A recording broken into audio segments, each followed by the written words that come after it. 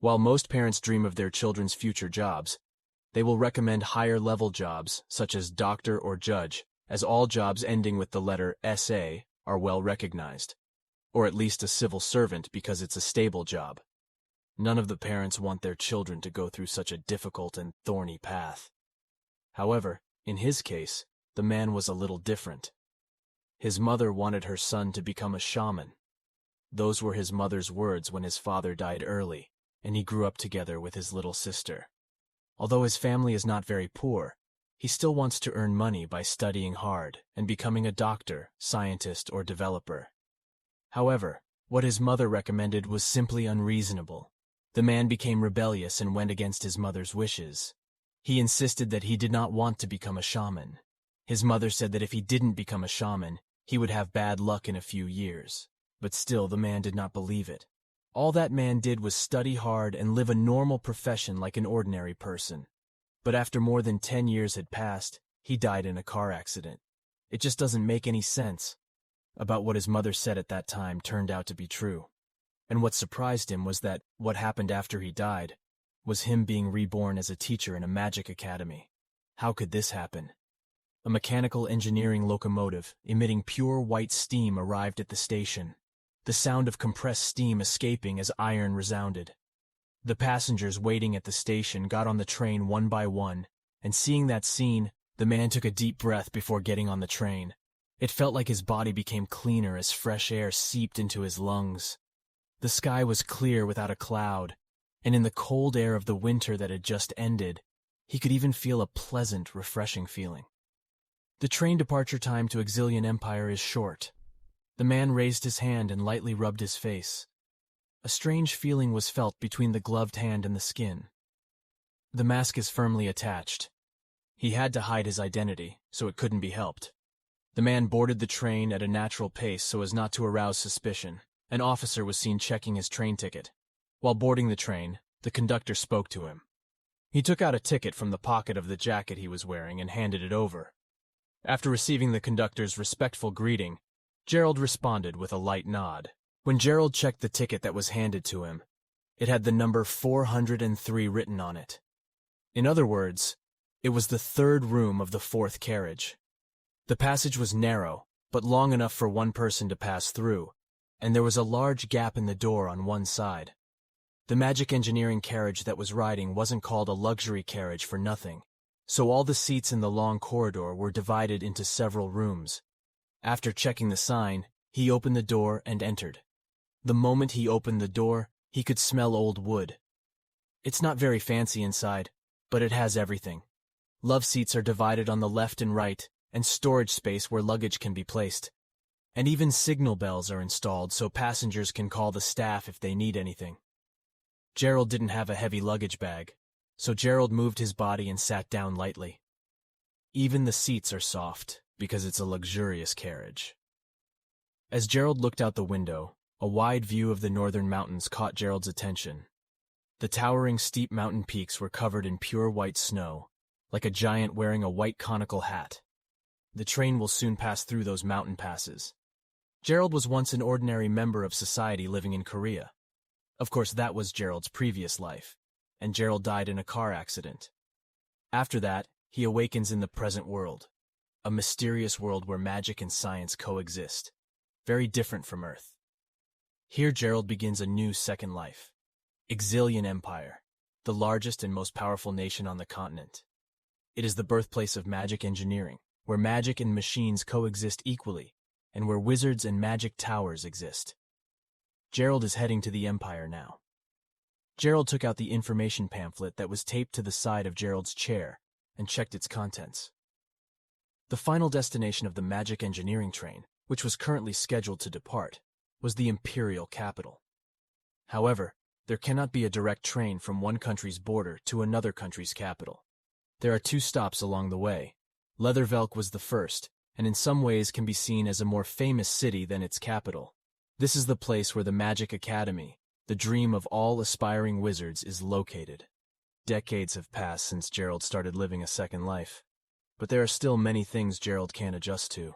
There must have been a sense of detachment from my previous life, but the academy had nothing to do with me. He didn't need to worry about it. While thinking that, the carriage shook slightly. As expected, the train honked its horn to signal its imminent departure. In a minute, the train will pass through the vast northern mountains. As Gerald was having futile thoughts, room 403's door creaked open, as if it had been waiting. The person who came was a well-dressed man in his mid-20s. He was tall, and wore a brown frock coat similar to the one Gerald wore. There was no way the train staff would wear such clothes, so it was obvious that he was a passenger in the same room as her. As he sighed inwardly, the other person looked over and greeted him. The other party greeted first, so he nodded his head slightly and accepted it. The young man introduced his name as Ludger Cherish. Gerald didn't want to talk for a long time, so Gerald answered as if Gerald had a quiet personality. The man didn't really care about Gerald's behavior, and sat in the chair across from Gerald. The train departs with a loud horn. At first, the locomotive vibrated and swayed, but as speed started to increase, the vibrations disappeared. It's not without reason that the ticket prices are expensive. Ordinary people can't even afford to pay such a high price. Its speed and comfort are different from the common steam locomotive. The scenery outside the transparent window passed quickly, and the appearance of a pure white snowy mountain that covered everything was so beautiful that it automatically took the eyes off of it. But after 10 minutes or 20 minutes, if you keep watching it, you will get bored because of the monotony. The man took out the newspaper that was placed next to the pamphlet and unfolded it. Since there are no laptops or smartphones in this world, there is nothing but books and newspapers to kill time. End of the Civil War in the Kingdom of Utah. Ends with the victory of the Princess faction. On the front pages of newspapers, such articles are published in the wide open. Not long ago, civil war broke out and the Kingdom of Utah recruited mercenaries from all over the world. It was also the country where this magic train station departed a while ago. Black and white photos embedded between articles printed in black letter font. It was a picture of a group of princesses announcing their victory in the war. The Civil War in the Kingdom of Utah has ended. A voice came through the newspaper. I lowered the newspaper covering my face and faced the man across from him. The man spoke to him directly. Since they couldn't ignore it, they started talking. They get acquainted. In the middle of the conversation, Gerald was really amazed. That man turned out to be the teacher of the Empire's greatest magic academy. It was the place where all the talents existing on the continent gathered, and was the lair of the future, where the gemstones that would lead this world were carved into gems. Naturally, the students gathered there consisted only of the most talented children, and the teachers who taught them were strictly selected. The man in front of Gerald is also said to be one of them. Then their conversation continued. They talked about the Civil War in the Kingdom of Utah. There is a rumor going around. It is said that there was a protagonist who made the Civil War lead to the victory of the Princess faction. But surprisingly, it was said that he was a wandering mercenary, not a high-ranking magician or a high-ranking knight. A wandering mercenary who made a significant contribution to ending a country's civil war. It hadn't been exposed in the newspapers, but word of mouth was spreading among the people. His name is Machiavelli's mercenary. The mercenary name Machiavelli is familiar to Gerald because it is the identity he used before becoming Gerard. Suddenly there is an explosion, and he realizes that the train is attacked by some bandits, and there are magicians among them, as they manage to attack the magic-engineered train. The bandit enters their car by breaking the window, and tries to attack, but he temporarily incapacitates him using magic. Ludger tries to question the bandit, but he blows himself up with a bomb after the smoke clears. His mask, which he had spent so much effort and time on, broke down just like that, and he took it off. He was involved in many incidents which caused him to assume a new identity quite often, and Machiavelli was one of his many aliases, and he took that opportunity to take on a new alias to head for the imperial capital, in a train car that was attacked by bandits. Suddenly the train captain arrives there asking Machiavelli if he is okay, and tells him they are evacuating passengers to Caboose. Machiavelli started to strangle him, because he knew that the bandits were coming from inside the train, which Machiavelli was about to ask the captain, but suddenly shots were fired at them, and Machiavelli lay down, protecting himself, but the captain was killed. The bandits try to shoot Machiavelli, but doing so causes their guns to malfunction. by using a magic spell while the Wizard of the Bandits casts a counterspell and tells Machiavelli to surrender, but he jumps from the carriage. The mage knows that Machiavelli is on the roof of the train, so he orders his men to kill him. They start shooting towards the roof to kill Machiavelli, but he dashes towards Caboose and separates the carriages to escape the bandits. The mage says he has memorized Machiavelli's face, so he will find and kill him.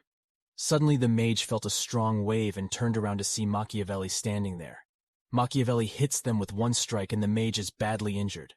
First, Machiavelli planned to disappear silently, but it was only if the mage didn't see his face, and knowing that the servant would chase him even if he ran away, he decided to kill him.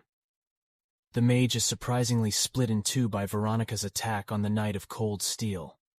The Knight of Cold Steel kills all the bandits, and Cabin 1 too, as a report to Deputy Captain Veronica. That they secured the entire train, Veronica tells them to escort the passengers safely to the next stop. At the book station reader, Veronica introduces herself to Machiavelli, and while they talk, the lembless clerk from the reader box. Metropolitan Police agent arrives there. He informs Veronica that someone in the train may have been an accomplice in this terrorist attack, so he needs to identify the passengers to send them all the way. Machiavelli thought he was in trouble, because he wasn't Gerald now, and he didn't look like a man in his 40s at all.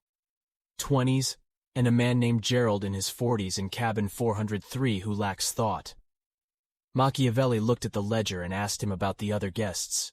He informed him that the attack swept through Gerald and he fell towards Arrett Mountain Cliff. Veronica tells Lemlis that the ledger fought terrorists before they saved the train, and they are both shocked to learn that he is the new professor at Sören. Machiavelli thanks them for arriving comfortably at the station, and as Ludger leaves there, an employee named Wolford from Sören Academy stops him as he is there to take him to the academy. Machiavelli felt that Wolford looked like a knight, and if he tried to run away now, he might chase after him. From there, they reach Sören Academy, where Wolford takes him to the president's office, and President Alyssa Willow tells Ludger she is waiting for him. Alyssa asks Ludger how he feels because he heard about the incident, and Ludger tells him he is fine. Alyssa shows Ludger their contract and tells him their term will be 2 years. He was pleasantly surprised to read that his monthly salary was 30 imperial gold coins, which was about 300 million won in Korean currency. Ludger understands their expectations of a professor as high as salary, and wonders if he can handle himself among all the geniuses in the Sirens. Ludger has life experience, and he doesn't lack theoretical knowledge either, so he thinks he can impersonate a professor and sign the contract thinking that he will be free if he survives for 2 years. 3 weeks before the semester starts, so he has enough time to prepare his character as a professor. He had suitable conditions to hide Machiavelli's identity because his identity came from the small empire quota of his parents died, and the letters he exchanged with his acquaintances were all formal. 2 weeks later, Ludger was sitting in the cafeteria, done with all the preparations for his class. Suddenly a girl arrived there and sat at the table behind him. She told Ludger they were worried about him because it had been 2 weeks since he came and had not contacted them. Machiavelli realized they were here for the tenants and started to play his part. He asks if he took care of what he was supposed to do, and he says that he killed all the targets in the academy and killed the traitors in their organization. Ludger felt she was afraid of him because he called her a ledger. The First Order asked how many people they had assembled, and he said 31 orders. The Third and 7 Second Orders had successfully infiltrated, and another First Order had arrived as planned, and settled in the leaves of the inn. There says he will decide when they will meet next, however he does not understand what is happening, and thinks it's ridiculous. After returning home, Machiavelli was furious, because he should have suspected Ludger's conditions looked ideal, since they were set up to attack the academy. The letters that Machiavelli finds in the tenant's briefcase contain encrypted messages. Machiavelli knows he must give orders just as Ludger. Machiavelli understands that secret societies are arranged in order of 0 to 3rd. But he has no clue on the 0 sequence. What matters to him is figuring out the other First Orders, as they will know he is a fake if they become acquainted with Ludger. Machiavelli planning to finish him off. They used the Sörens because they could never match Sören's power if they moved, and to do so, she would have to leak information on both sides without being found out. The following week class begins, and the sophomores discuss that the Materialization and Elemental Manipulation course has a new professor. The previous professor quit because he was beaten by a Flora student in front of other students. Meanwhile, Ludger enters the class with an intimidating personality and announces that he will teach beyond theory and focus on first-year practical applications. He was also able to enroll in his class because as an educator, he believed everyone should be taught equally regardless of their grades. Lastly, he warned students that they would not get anywhere easy in his class and asked if anyone had any questions. The tenants meet Brino, who teaches golems, and Merida, who teaches enchantment and visions. While heading to the inn, the cafeteria sees Professor Chris there, and Merida tells him that Chris is from a noble family. While they are commoners, they are all new professors, and Ludger senses the possibility that there is another First Order among them. Chris looked down on them and left from there. He said that he didn't want to mix with common people, and after he left, the others went to lunch. On the other hand, the girl Ludger meets in the cafeteria tries to get as many students as she can to sign up for Ludger's class by posting about his accomplishments the next day. It was the first day of class, and Ludger was shocked to see that all 80 seats were filled with students. Ludger introduced himself again and said that he would teach the whole process of materialization. A student asks if he means the 4 specialties by the whole process, but Ludger warns them they can only ask questions when he allows it and lets go. Because this was the first time Walter said that he would teach the 4 specialties, including materialization, elemental manipulation, telekinesis, and fortification that make up magic. Ludger showed them the 3rd circled fire elemental magic fire circle, and told them he would teach them to embody the formula 3 times faster than traditional methods, which Flora said was only possible if she changed the basic structure of the formula, or if she used magic scrolls or memory echoes. But both have drawbacks. Ludger clarified that he was not going to tamper with the formula, and Flora suddenly raised the question that it was only possible to increase the manifest time. Ludger tells Flora he doesn't remember opening the floor for comment, but asks why he thinks it's impossible. Flora said that the only way to reduce the formula's manifestation was through repeated proficiency, which no one had ever managed to do before. The tenant said there was room for improvement in progress in magic, and he would be the first to do so. He asked Flora about the average time needed to make a flame. Flora says 5 seconds at most, but she can do it faster. Ludger asks her to come down and demonstrate her skills for class. Flora agrees and creates rolling fire in 4.78 seconds, but Ludger says that she is too slow, because the record for fastest 3rd circled mage is 4.41 seconds, which is also slow. According to him, Ludger instantly creates rolling fire, and everyone is shocked that it only takes 0.24 seconds to do it. Ludger explained that he wasn't using the rolling flame technique, but he was using a certain technique.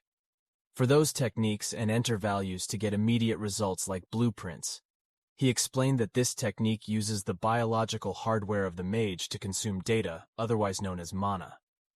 The technique is the program that executes and manifests the software they understand to be Magic House, calling this source code. And in this way he answers Flora's question. He gives Flora 10 penalty points for disrupting class rudely. But he also gave her 10 points because her technique is perfect, and she doesn't hate skilled students. Ludger said the source code would be taught to students he would choose himself based on how well they did in class. After bell rings, Ludger went to tell them to review what they learned today. After class ended, Jevon's eldest son Baron Pelliet looked down on Aiden for being a commoner, and when he insulted him, Leo stopped Jevon by taunting that his family lived on the outskirts of the Empire. He even wanted to attack him, but Leo warned him to go ahead and see what happens if he attacks in front of many people. Because Sören would not let this slide. Even if she was a noble, she even went from there. He said that he would see them later. Aiden thanks Leo, and meanwhile Leo leaves Aiden. He decided to go with Leo to the next alchemy class. Leo warns Aiden not to prove he is a commoner, and tells him that he needs to know how second years are because some are strong. Leo tells Aiden to be careful with Flora Lumos, because he has a bad personality, on a render, Von Exilian. The 3rd princess and direct descendant of the royal Exilian imperial bloodline, Leo, also warns her about Freud and Woolberg, who run the most powerful clique in Sören. And Jevon is also part of clique Ludger, who thinks that this world framework is based around 19th century, which cannot be compared with 21st century scientific advances. That's why he combined source code with magic, and he had no idea that students would react so positively. Machiavelli can use magic faster and more accurately, but the Ludger's character is a third circle mage, so he can't keep replying to source code. And he had to be even more careful that no one would suspect anything. The tenant enters his private office and is surprised to see the president waiting there. He tells Ludger he agrees with his teaching method without dividing the class into grades. But some newcomers use magic irregularly. There was a princess in his class, so he had to be careful not to get into trouble. After Alyssa left Ludger's office, Wolford asked if they could trust Professor Ludger. Alyssa has been keeping tabs on everyone she finds suspicious, but has yet to dig into anything significant. However, Alyssa told Wolford that she used her magic eyes to bewitch twice on Ludger, but he was not affected by it, and Alyssa knew she would not be able to withstand him as a fourth circle mage, but he refused. The power of the eye uses sheer will. Alyssa knows about the terrorist attack on the train and the secret group hiding in the Sören, so he decided to stay vigilant and not let anything go unnoticed. He wondered if the train incident was being covered up. For the chance to exchange one person for another, they decided to keep an eye on Ludger. While Ludger went through the list of students, and Aiden seemed to get along with him. Ludger knows that the president doesn't believe him, and wonders if it would be better for him to join hands with the secret society. He remembered that the girl from the secret society called him in the First Order, and thought that she knew what the Ledger looked like, and she naturally accepted that the Ledger had changed her appearance. He would, if he was caught. Suddenly, a Sören staff member gives Ludger a patrol ticket and tells him it is his job today, while Dwayna fights with Lynn and tells her to leave the training room because she is a commoner. But Lynn ignored Dwynma. She gets angry and attacks him with magic, but suddenly the tenant destroys her attack and saves Lynn. Ludger says he can't let it be because it's a one-sided attack and tells Dwynma to come with him, but he replies that he's just a fallen lord. To which Ludger turned with a scary look and asked him what he had just said. Dwynma got scared, and Ludger started walking towards her while Professor Selena ran towards Ludger because she thought he was going to attack Dwynma. But Ludger put his hand on Dwayne's shoulder. He told him he was right about him. But it was Sören, he was a professor, and understanding that it was difficult for Dwynma to adapt to the new environment, he let his mistakes slide with a warning. But he will receive disciplinary action for his behavior towards his classmates. After the tenant tells Selena to take care of their things, and leaves, the tenant goes out, because she isn't feeling well, and she takes out the last bottle of her medicine, which will only last 5 days. The next day at lunch, Selena tells Ludger that students went to read books at night earlier, and they saw werewolves roaming the rooftops. But Ludger thinks it is a werewolf. Merida tells Ludger she heard about the source code method and everyone is intrigued by the type of magic. Selena said that she could get the patent of the magic tower for this technique, but Ludger said that he did not know what he would do if he goes to the magic tower and approaches it first. But the problem is another professor started shooting fire at him with their eyes. At night, Ludger roams the streets. He is waiting for someone, and suddenly a werewolf tries to attack him. But Ludger dodges it and asks if he kept him waiting to play a trick on him. Hans the werewolf called Machiavelli his brother and told him to act a little surprised. When they met after a long time, Ludger started laughing, after seeing his form change into half animal, half human. Whenever he's bitten by a tenant, he administers the antidote, and he turns back into a human. This reminded him of the first time he met him in the cryptid expedition. Ludger tells Hans the reason for keeping this Ludger's identity, and asks if he knows anything about orders. Hans said that he had heard that there were new players in the shadows recently, who called each other members of the Black Dawn organization. Hans gives his back to Ludger, which he asks for, because in the letter, Ludger takes his medicine, and asks why he made him wait for 2 days.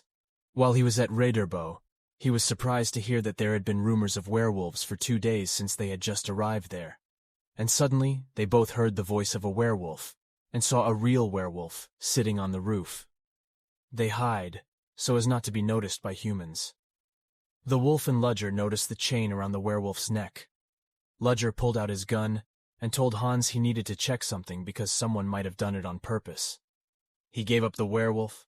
The weapon was from the days when he used to be a cryptid hunter, and used the alias Abraham Van Helsing. The werewolf notices Ludger and jumps down, but Ludger is sure that he has it around his neck, and decides to inquire about him after catching him. The werewolf tries to attack Ludger, but he uses ultrasonic waves which cause the werewolf a severe headache. He was about to inject the werewolf to find his identity, but suddenly he heard someone coming there. The werewolf immediately climbed onto the roof to escape from there. But Ludger also begins to follow suit. Police arrived in the area to arrest anyone who looked suspicious. Meanwhile, when the werewolf tries to escape from Ludger, the werewolf reaches the train station. But Ludger also arrived behind him. Ludger attacks the werewolf with his sword. But he survives the attack, so Ludger uses magic on him and beheads him with his words, but Hans barely escapes capture and reaches the train station. Hans is frightened to see a werewolf head lying on the floor, and suddenly a Ludger appears in front of him to scare him. Because Hans also tried to scare him. Before Ludger informs Hans that the werewolves are artificial test subjects created by someone, and they must proceed with their plan ahead of schedule. Because he has to stay in this town for a while, and it's a better choice. Instead of the Capital fans worrying because Sören, the secret society scientist, are doing ridiculous experiments, and the gangs of this city still think Ludger is a good fit, as there would be too many mishaps to draw attention to. It was Ludger who told Hans to start gathering the necessary information and keeping it updated because he needed to increase his strength. After few days, Tennant read in newspaper that last week 5 more people were killed by werewolves, and he is shocked because he killed werewolves in Tempst, and realizing there is more than one werewolves. Suddenly he gets a call for professor meeting, and upon reaching there, Selina told him that yesterday 2 first-year students were attacked by animals when they went outside. Meanwhile, Professor Marie Ross, who has taught pharmacology in Sören for over 20 years, tells everyone to be quiet because the president is coming. Melissa arrives there and announces that there is a mysterious assailant in Sören they haven't identified. According to witnesses, this was a werewolf or cryptid. Professor Hugo Bertigo said that the Auxilian Empire protected Sören. In such a place, only ghost stories by students. But Alyssa reminds him there were 2 victims. Hugo says he knows the victims are of noble descent, so he thinks the culprits are common students, rather than werewolves. According to Hugo, someone disguised himself as a werewolf to attack noble students. Meanwhile, Ludger notices a bug on his shoulder, and when he holds it, he sees that it is a cryptic message saying that 3 test subjects have escaped. He must capture them alive, or eliminate them immediately, if necessary, because if they are caught, their identity will be revealed.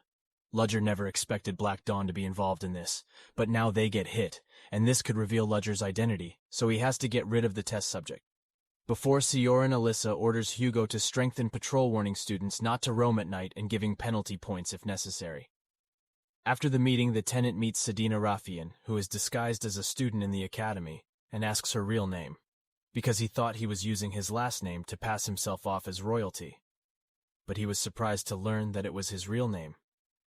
Sedina follows the Ledger to tell him something, so Ludger casts a sound blocking spell, and he says that the werewolf incident that happened in one of their organizations was the thing of a cryptid experiment being conducted by the Dark Wizard. And at school there is a group of scientists kicked out by the Association for Unethical Experiments. It is said that one of the test subjects escaped and entered the Sören through the sewers and attacked the students. He tells Ludger that he was involved in the incident because First Order Victor Dreadful had borrowed his name and lent it to him. Ludger remembers the name from the markings around the werewolf's neck and tells Sedina that he killed one of the subjects 2 days ago in Reader Balk, and now he has to take care of the remaining 2 subjects. Ludger felt that Sedina was more competent to be third, but he was an outcast in the organization for being a royal, and they were going to get rid of him. His tenants inform Sedina that they will be extending the search to the sewers because the subject is hiding there. Ludger removed the magic spell and left from there. But Flora noticed all this and wondered what they were talking about. Why did the 2 of them need a magical sound barrier? During class, Flora is still thinking about what Ludger talked to Sedina, and when class ends, the professor warns students to stay out late to avoid penalty points. The students seem to be discussing about the rumors circulating in the city. In that city, there is a competition with prizes for anyone who can catch a werewolf. While Aiden and Leo thought it was better to leave it to the professor since the victims were involved. Suddenly, Tessie came in angrily and slammed the table. He challenged Aiden to have a magic match with him, but he refused. Tessie then suggests they should do something else than fight her, and the person who caught the werewolves in order to win. Leo agreed with her, but Aiden didn't take Tessie seriously. Then Tessie left the class. Aiden and Leo saw her walking out of the classroom through the window. They both saw that Tessie was heading towards the dorms, and realized they were in trouble. While on patrol, Ludger caught nearly 20 students outside and gave them 5 penalty points each. He visits a sewage treatment plant near Sören. Ludger finds 2 werewolves, a large and a small one, going in the same direction, and begins to follow them. The giant footprints headed towards the school, and he suddenly heard screams. Ludger started running in that direction. Ludger sees that the werewolves are going to attack Lynn and Princess Irondeer, so he attacks the werewolves, and after that gave them both 5 penalty points. Irondeer's daughter tells Ludger she only came there to send the wandering students back to campus, and Lynn apologizes to Ludger. Ludger told them to go back so he wouldn't punish any of them. And when they came back, the werewolves got up and ran towards the roof of the school. She starts to follow him, and they are surprised to see her using floating magic to reach the roof. He starts fighting werewolves, and Lynn is impressed by the magic the professor uses to fight werewolves. Ludger decided to settle this. This werewolf realized that he shouldn't use this much magic, but he had no other choice since he was fighting in front of students. The werewolves attack him with magic and weapons, which makes Ludger very surprised because werewolves are smart enough to use tools to attack. The werewolves run away while Ludger begins to wonder if it is a werewolf. Meanwhile, Aiden and Leo look for Tessie, and after hearing a sound, they run towards her. But while running, Aiden bumps into Tessie. Tessie asks them what they are doing here, and they say they heard her voice, but she says that she didn't scream and tells them to follow her quietly. He shows them a baby werewolf and is about to catch him to win the bet. But Aiden stops him, saying it seems painful to see a werewolf covered in leaves. Tessie thought someone might have helped her, and suddenly a giant werewolf appeared behind them. The werewolf attacks Leo, and is about to attack Tessie, but Aiden saves him. And Tessie was taken aback by her gesture. Aiden told everyone that werewolves were behaving like this, and she started telling the werewolves that they weren't going to do anything. Tessie and Leo were surprised to find that the werewolves understood them. Aiden then offered the werewolf medicine. He is about to take it, but suddenly the werewolves are attacked by Ludger. Ludger uses magic to bind the werewolves. The students are shocked to see. Dan Ludger said he would deal with them later and told them to get behind him. Aiden stops Ludger from killing the werewolves because he understands them. She was about to say something still after looking up at him. Then the wolf cub pushed Aiden and burned them. Aiden is shocked by her behavior, and Ludger tells them to go back to their dormitory, and they will be held accountable for their disobedience tomorrow. The next day, the students are waiting for Ludger when he arrives with Alyssa, and they are shocked to see the president scolding them for the incident during the night, but Alyssa tells him not to scare them and appreciate Aiden for saving Tessie. Melissa thought their behavior was dangerous, so she gave them 10 penalty points, but said she couldn't criticize about what they did in crisis, and gave them 20 points each. The students are shocked after the students leave Alyssa. She asks Ludger if he is satisfied that he went easy on the kids because of his request. Alyssa asks Ludger if there is anything strange about the werewolves, but Ludger says there is nothing. So Alyssa thanked him for saving the students and left Ludger. He remembered that yesterday he saw the body of a werewolf child that looked like a human.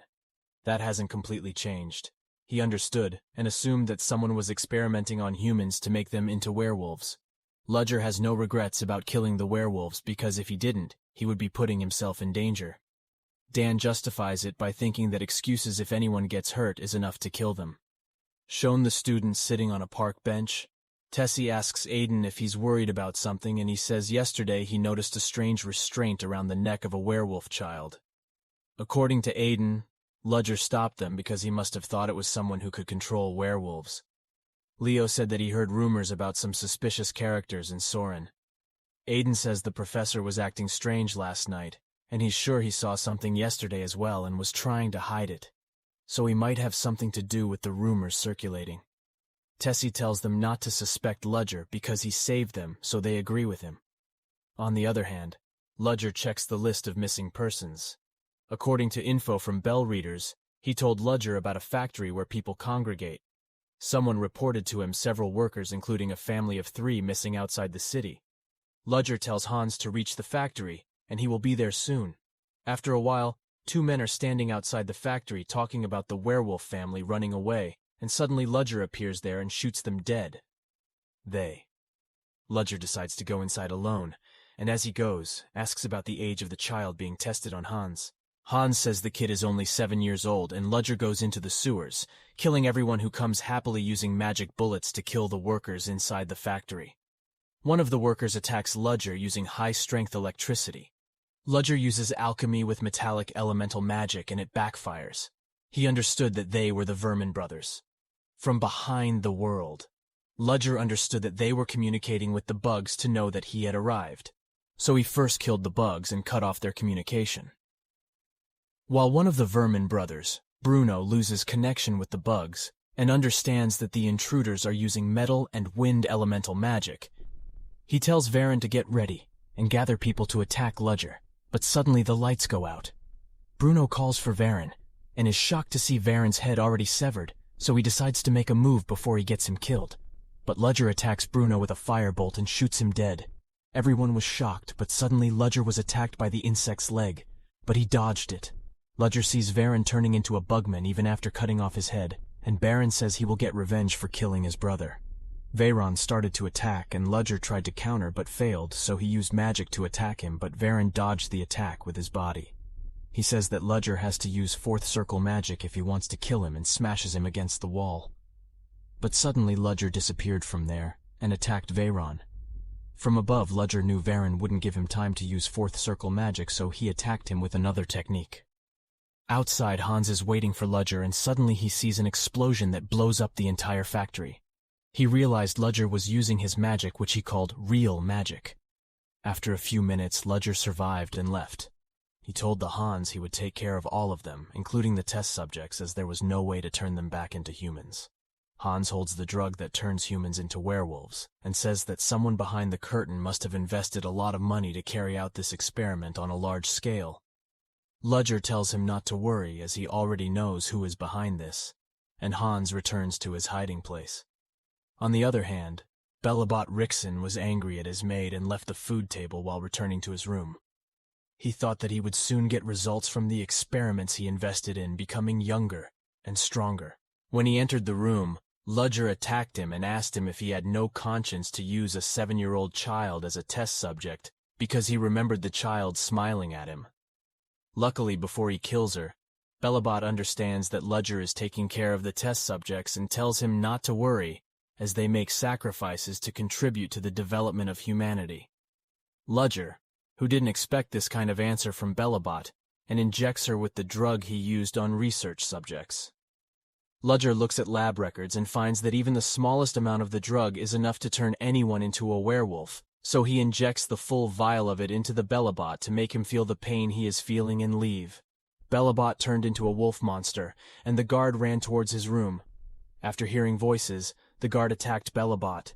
They used magic thinking it was a monster and sent someone else to find Belabot, otherwise Ludger had left from there. The hideout gives him a locker full of money and tells him to take what he needs for their job and hide the rest. Ludger said that he would be back soon under a suitable ID.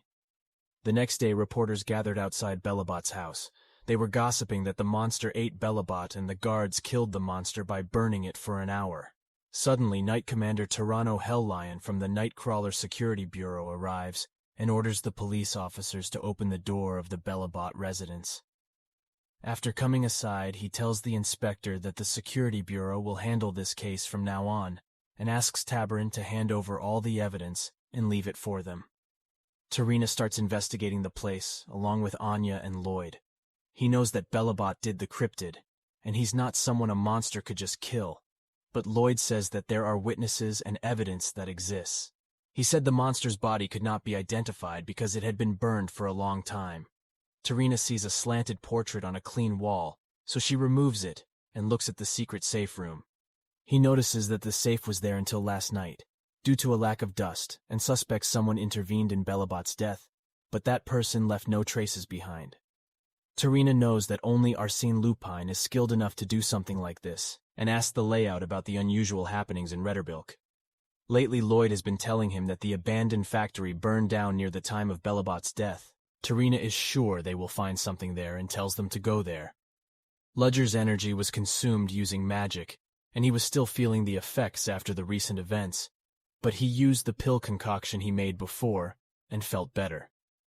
Ludger thought he didn't have to worry about the werewolf situation anymore, as he burned all the evidence, but the only thing he was worried about now was Aiden. He wasn't sure if Aiden saw him. An unnatural display of killing a werewolf, and no guarantee that Aiden won't go around telling everyone, so he comes up with the idea to get rid of Aiden. But he can't risk killing students in Sören, because the president is watching Aiden closely, because of his unusual magic. He remembered that Aiden said he learned irregular magic from a wizard when he was young, and thought it was a strange coincidence. Meanwhile, Tarina, Iowa, and Lloyd go to the factory, but all of them burn down. Tarina has a lot of unanswered questions about the incident, so she asks Lloyd about any other suspicious activity in town, and Lloyd tells her about the werewolf incident in town in Sören.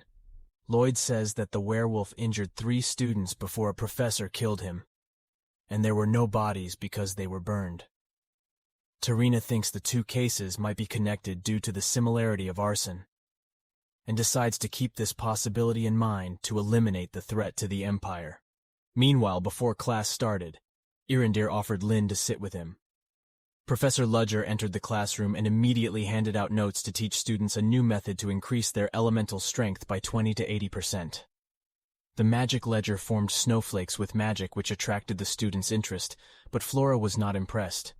Then he gave the students a question about the elemental property magic that had grown so much. He had the students explain the progress of elemental magic and placed 5 points as a prize for whoever gave the correct answer. Ludger told them to use the fire element as an example, but everyone gave wrong answers. Instead of Flora, he said that it was used to burn people, and he went on to explain that depending on human behavior, the meaning behind the elemental trait changes. Ludger teaches them to keep the mindset of working harder for a better world, and tells them to create their elemental spheres. Everyone started creating their elemental spheres, but Aiden was inexperienced in them. Ludger told him to start with basic fire properties and build up his magic for basic magic. To turn magic into fire, Aiden managed to create a fireball. Ludger appreciated that he used the warmth within himself to create it, and it was his own earned magic. Everyone was surprised that Ludger complimented Aiden. Ludger tells the students to apply their senses from past experience to conjure the elements, because real mages need to add something special. Meanwhile, in Flora's class, Lumos decides to create an elaborate magic so that all the elements appear to overlap. He wondered whether Professor Ludger appreciated his efforts or not. Flora struggled to control it and decided to create a barrier to protect everyone from the explosion. But Ludger tells him to focus and control his magic. Suddenly it starts to stabilize and Ludger tells him to stay focused, otherwise his magic will spread. Gaining nothing, and she started to focus on finishing it till the end. Flora realized that people always looked at her with envy or jealousy, but that never bothered her yet. She couldn't stand being looked down upon by her father as if she was a child who didn't exist.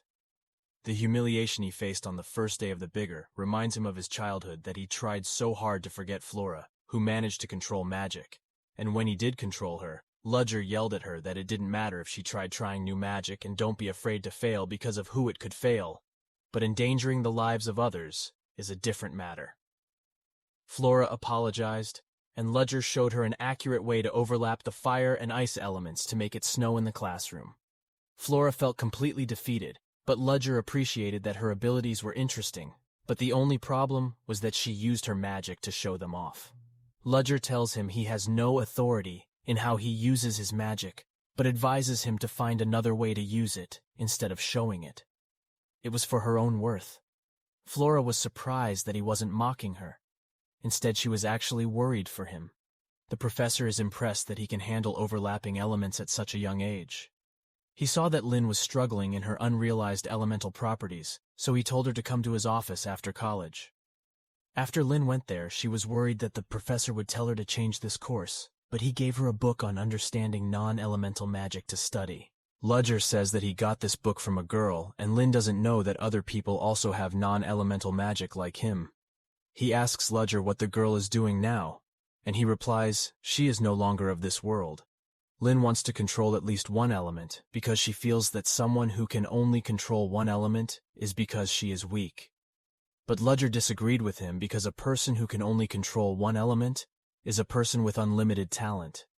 In that element, their magic can interfere with natural phenomena. Ludger told him not to worry and to read the book for now, as it was a private task only for him. After she leaves him, he is surprised that she can perform non-elemental magic, and has the magic eye of judgment, which can judge between good and evil, but has yet to awaken, and Ludger doesn't think he is aware of it himself. On the other hand, Aiden practices what Ludger tells him, and thinks he might be wrong in doubting him. Suddenly Jevin comes there and tries to fight with Leo and insults Tessie for coming from a broken family, but Aiden stops him as he can't stand someone insulting his friends and challenges him to a magic duel. And in return, Jevin has to apologize to Leo and Tessie if Aiden wins. Jevin agrees, but suddenly Professor Ludger arrives there and tells them to go back to their dormitory, while Professor Chris arrives and tells Ludger that he cannot stop students wanting to duel by abusing his authority and asks him to watch duel. Conversely, Ludger knows he is right, so he tells Chris to do as he says, but Chris challenges him to bet who will win, and Churs accepts the challenge and bets on Aiden, because they both teach magic. Chris made a bet to exchange data about the magic they had researched.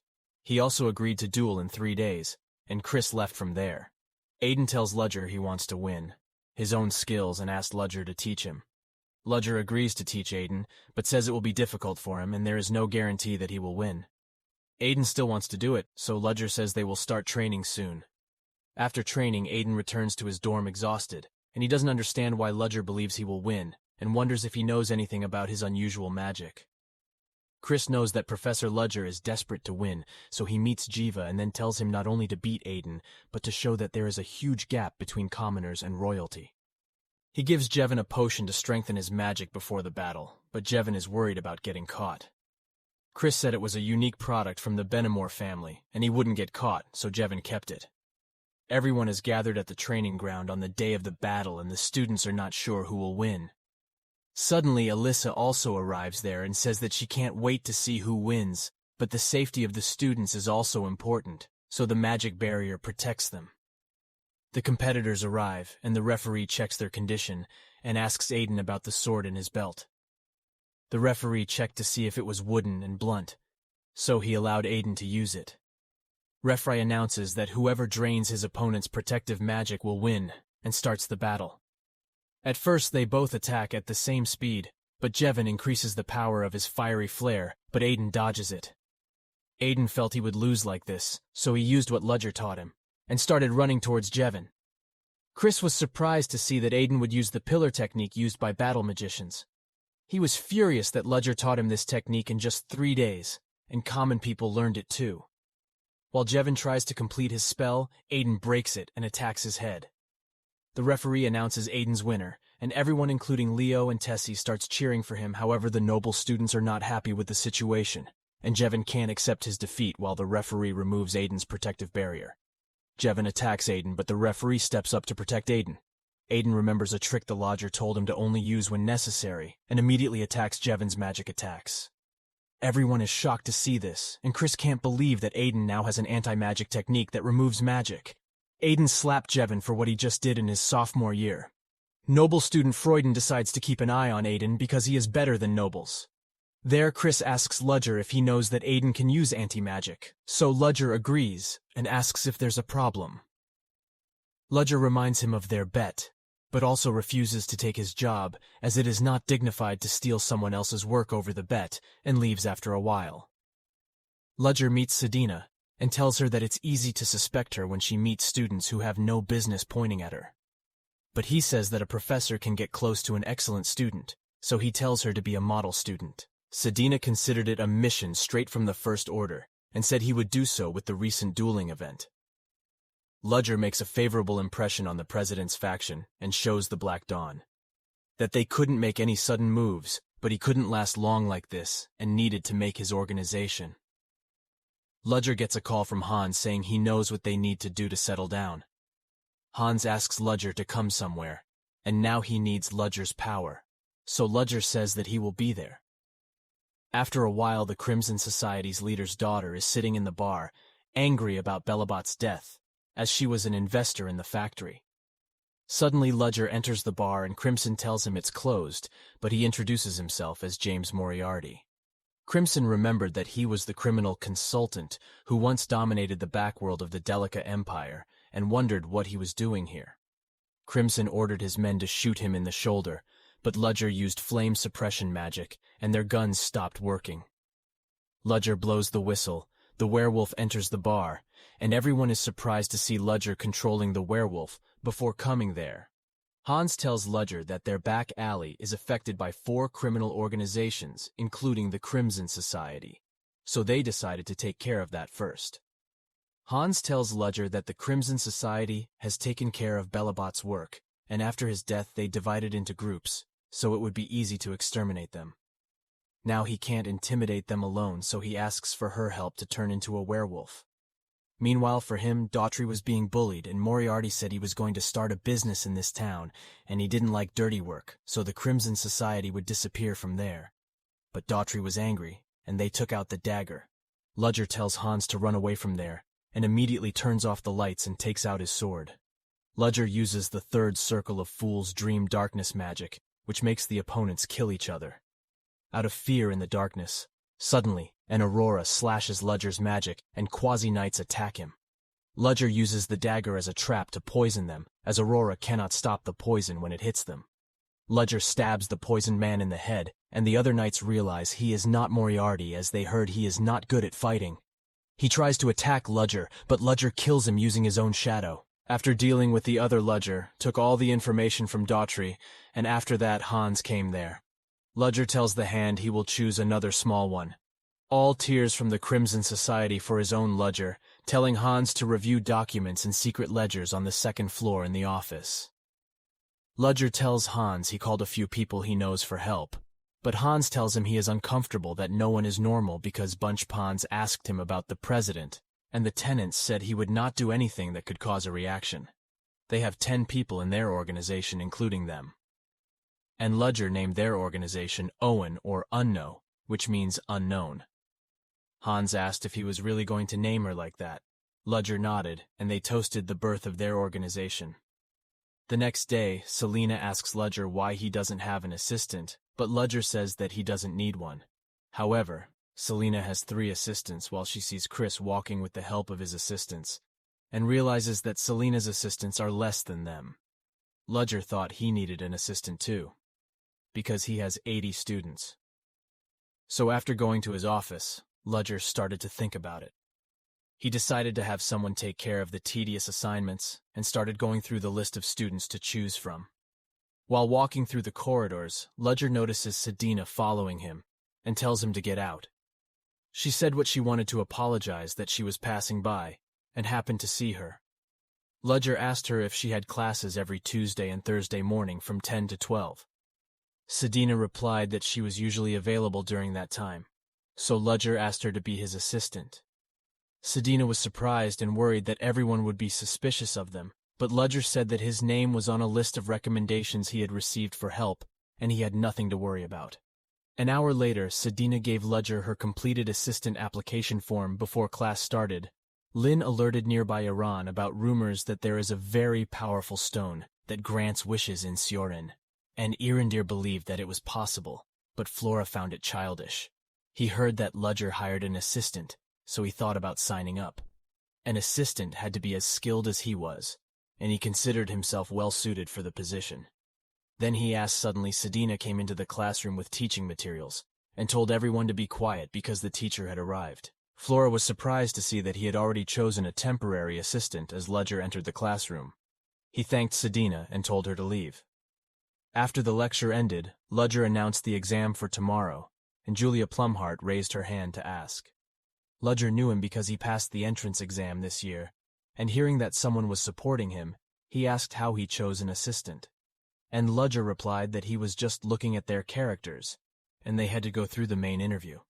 But he didn't need her as his assistant, Ludger said. After leaving class, the Ludgers waited outside and told him to wait. Start now instead of waiting outside the classroom and giving him assignments to do. Before he left, Flora came up to him and thanked him for saving her back then. But Ludger only replied that he was just doing his job as a professor, and he was happy to do it to help him. While leaving, he told Flora he could submit the assistant's application form if he wanted, but also said he was more than worthy of being her assistant. Professor Ludger visited the president's office because he had summoned him. Melissa asked if she had heard any rumors about a mystical stone hidden in Sören. He replied that he had heard about it and thought it was an unfounded rumor, but Alyssa pointed out to him that it was true that the stone existed. Alyssa says it was a closely guarded secret, but now someone inside is leaking this information. The stone was very strong, so they had periodic management of the storage area, and the information was leaked. When the stone was moved, but strangely the rumors were very detailed, so he asked Ludger if he could take a look. Ludger understands that she wants to dig into his past by showing him trust, and he tells her to let him know if she sees anyone suspicious.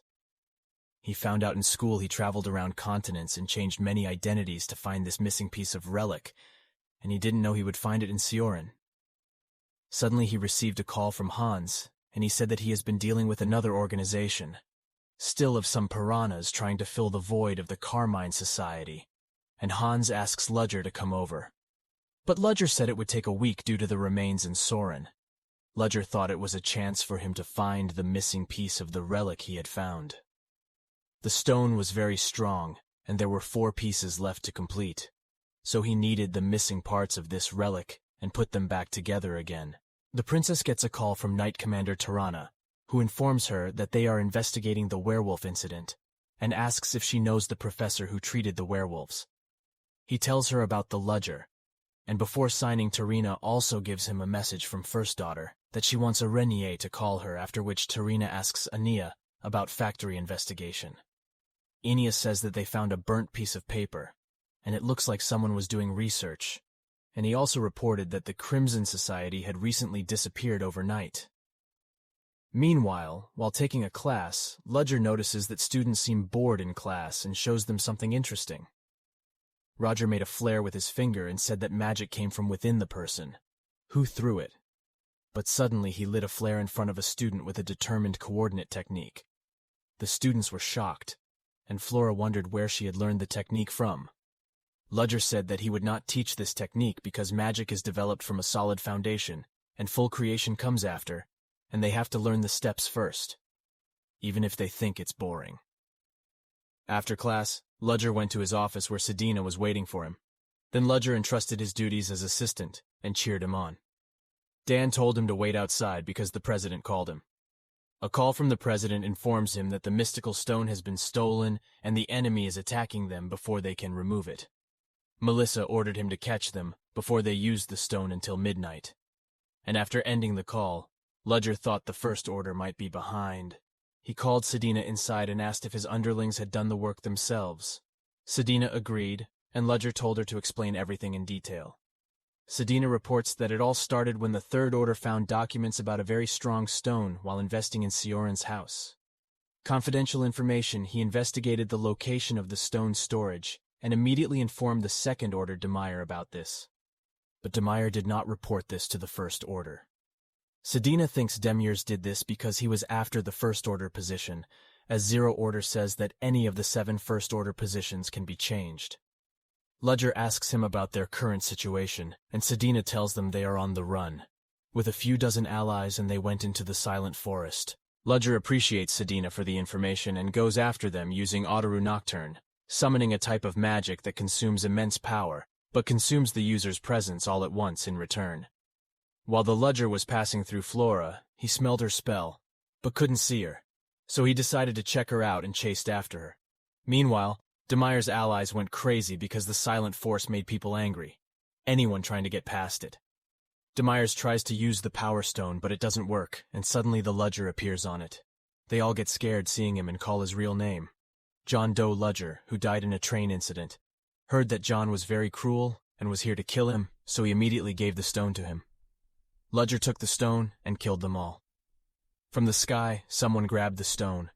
President Alyssa showed up there. She took the rock and said she shot it with all her might. Melissa made these fake rocks for her little bait and hoped to find the Ludger. But he wasn't there because Ludger managed to hide before Alyssa showed up. In the forest, Flora asked him back about what he was doing there. Ludger said it was none of his business and told him to come back, because he thought he didn't see anything suspicious. Suddenly they heard Cheryl crying because she was scared while looking for Flora. Ludger tells them to follow him to show them the way out. Flora saw Ludger taking the medicine and wondered if he was sick. Ludger brought them to Alyssa, and Flora took all the responsibility on herself. The situation was urgent, so he decided to take care of it, and replied that it was fine, and took responsibility to send the students back to their rooms. After returning to Wolford Academy, she asks Alyssa about Ludger. She says this incident cleared her doubts about Ludger, as she checked his reaction and found nothing suspicious. Melissa safely moved the rock to a safe place and left from there. After that, Ludger shows up there to pick up the actual rock and gets excited. He left a mark on the fake stone because he was sure the president would check it against the real one. He took the stone to use it to find the remaining part of the relic he was looking for. He calls Hans and says he found one missing piece of the relic, but has been working too hard and needs to recover faster. Ludger has information about 2 relics, but he knows the location for one piece, which is in Reeder Belk.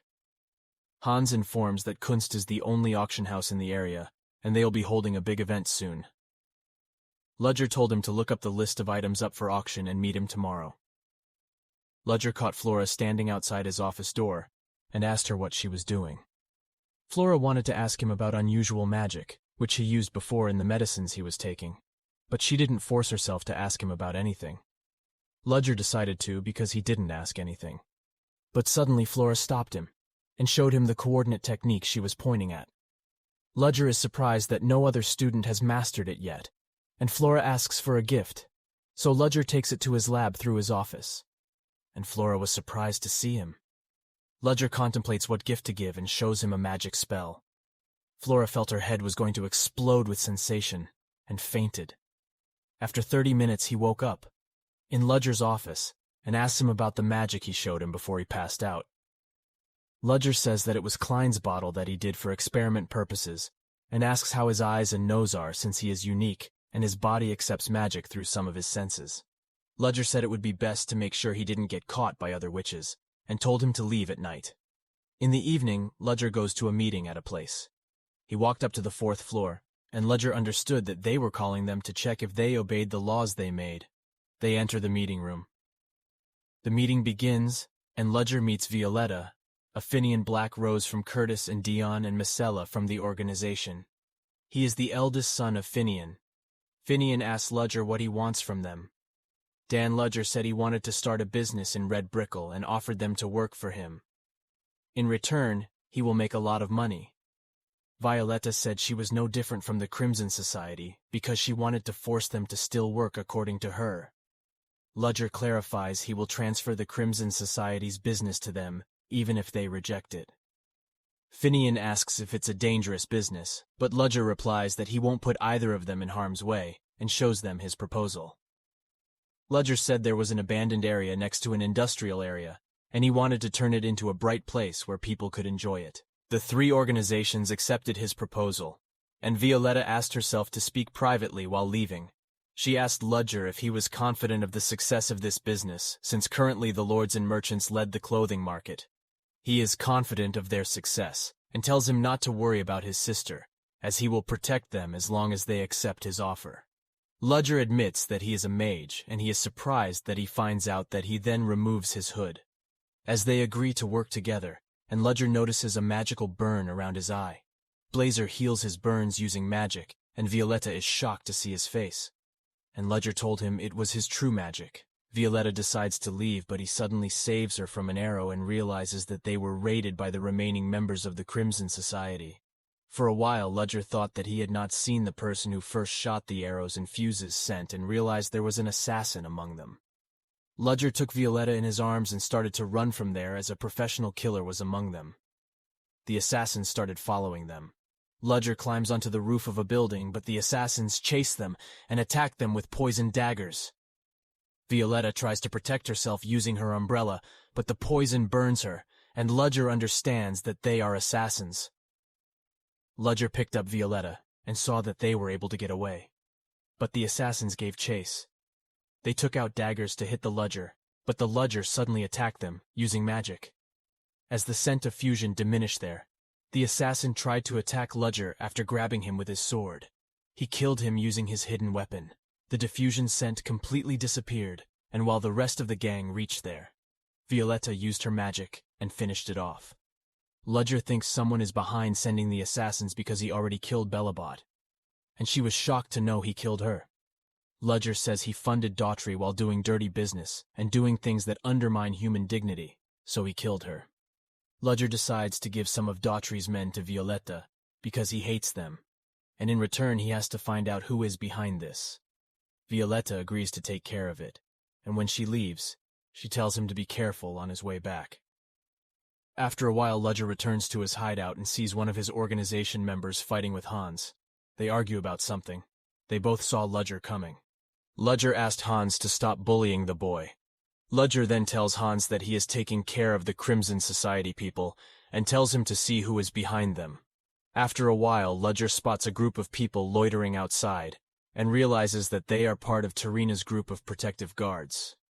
Ludger learns that he's assigned to the Belobot murder case, and glad he got rid of the evidence. Meanwhile, Sheridan fixes the weapon and Ludger checks it to make it twice as strong. Sheridan added a new feature that allowed shooting needles to immobilize enemies that Ludger liked. On the other hand, Tarina visits the crime scene along with Lloyd and Enya, and they see that there are 2 murderer corpses there besides the cremated people. Tarina investigates their corpses and understands that they were killed by a single stab by an assassin. Tarina analyzed the whole situation and understood what she needed and went from there. The next day, Selena visits Ludger because he didn't come to the academy today and tells him that one night the National Security Bureau was looking for him. Ludger goes to the academy, meets Lloyd in his office, and asks what brings him there. Lloyd wants to hear about the werewolf incident in detail, and Ludger begins to recount the whole incident. After a while, Lloyd tells Ludger it's an honor to meet someone who works for the country, and leaves from there shaking hands with Ludger. A few minutes later, Lloyd meets Tarina and tells her that Ludger looks like an ordinary wizard to him who has never used a knife before. And this was beyond Tarina's expectation because she thought she finally found the clue Tarina told her, and she should stay in the academy to report anything suspicious to her. Meanwhile, Alyssa arrives there, and Tarina is offended that Alyssa stopped her from meeting the Ludger. Alyssa didn't want her to bully Lodge, so he leaves from there. Ludger remembers that Lloyd asked for a handshake with his bare hands because he wanted to check something, so Ludger used artificial leather made by Sheridan because he was ready for it. 1 week later, Sedina informs Ludger that after Tarina's visit, people are avoiding contact and holding a private meeting outside of the arranged Siora.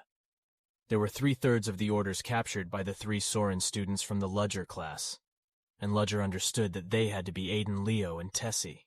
Serena asked the tenant how she should look after the students, but Ludger tells her to leave the case after a while.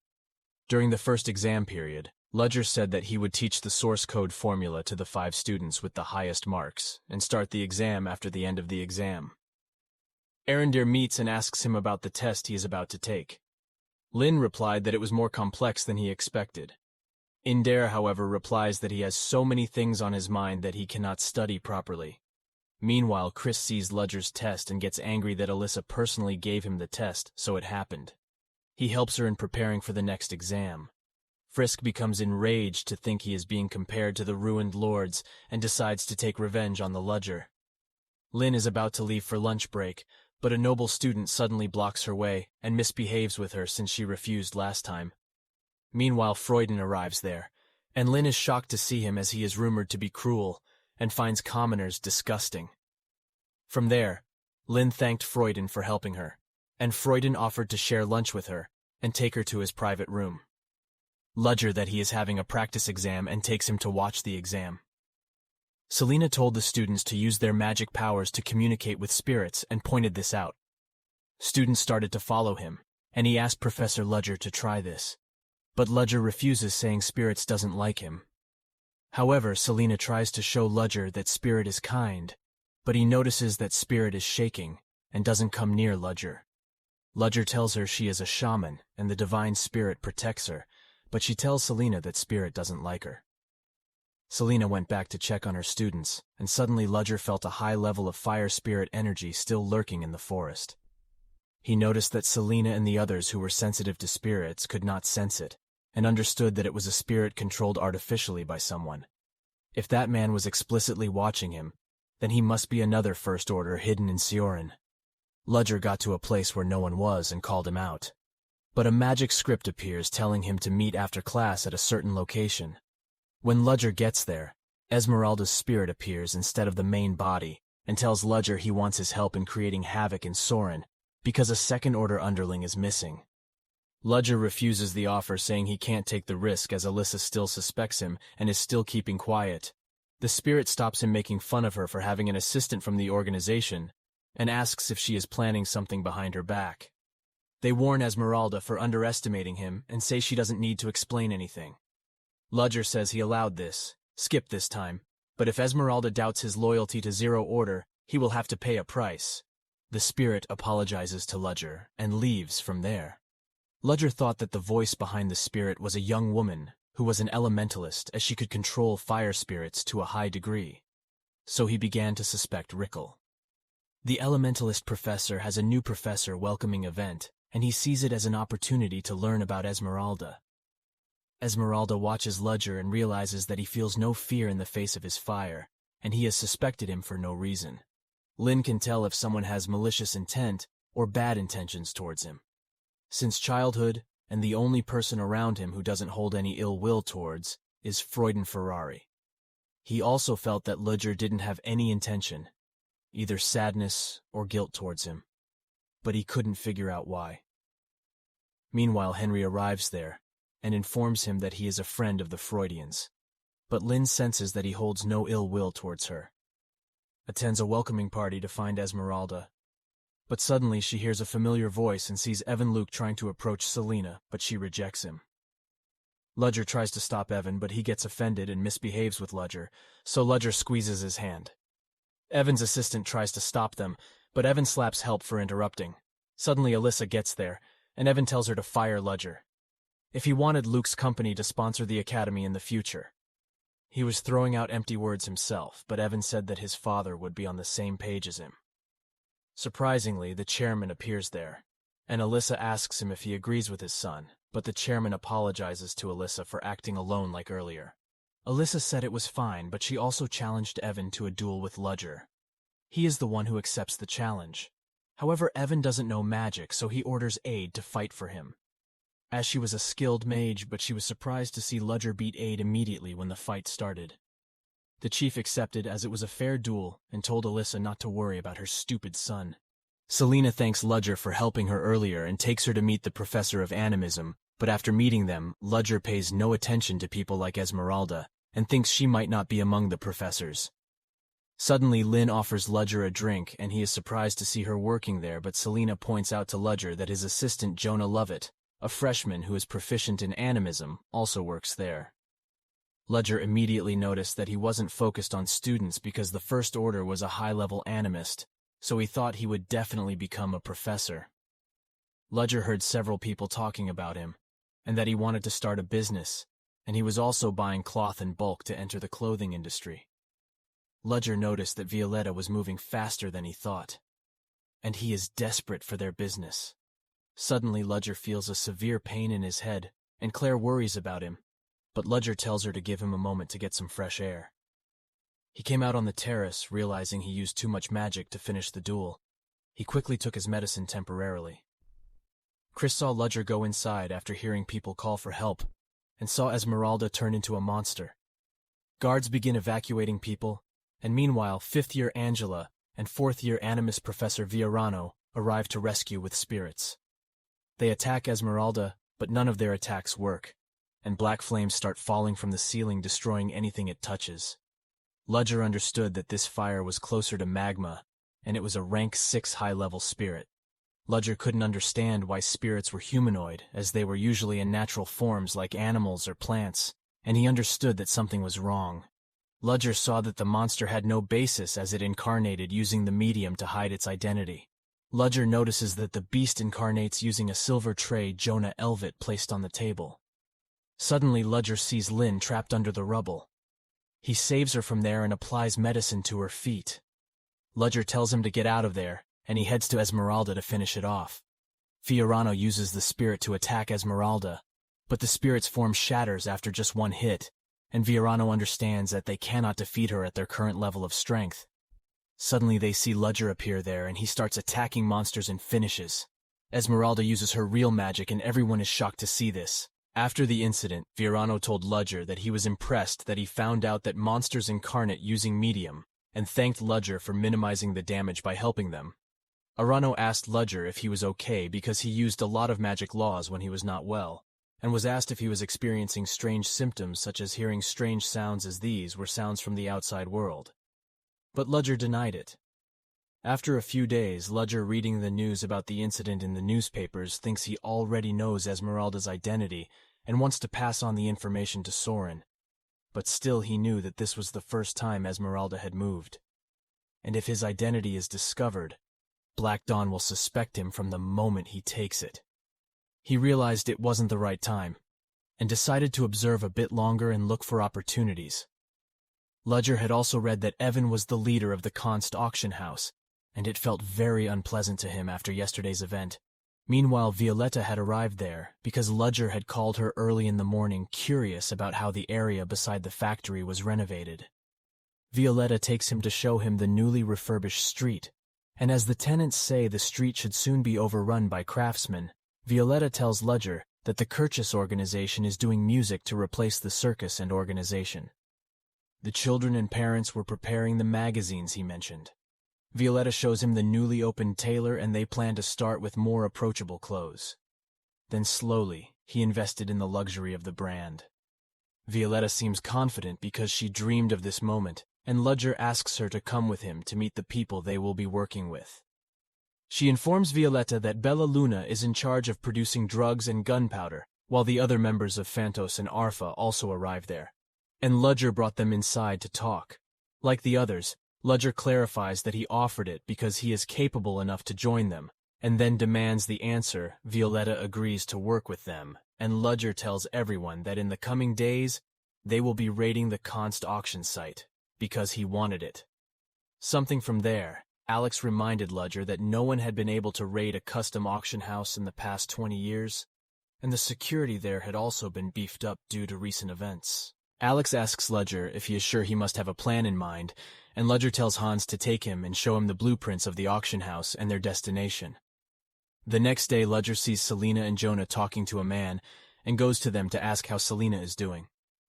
Selena tells them she is fine and thanks her for keeping the students safe.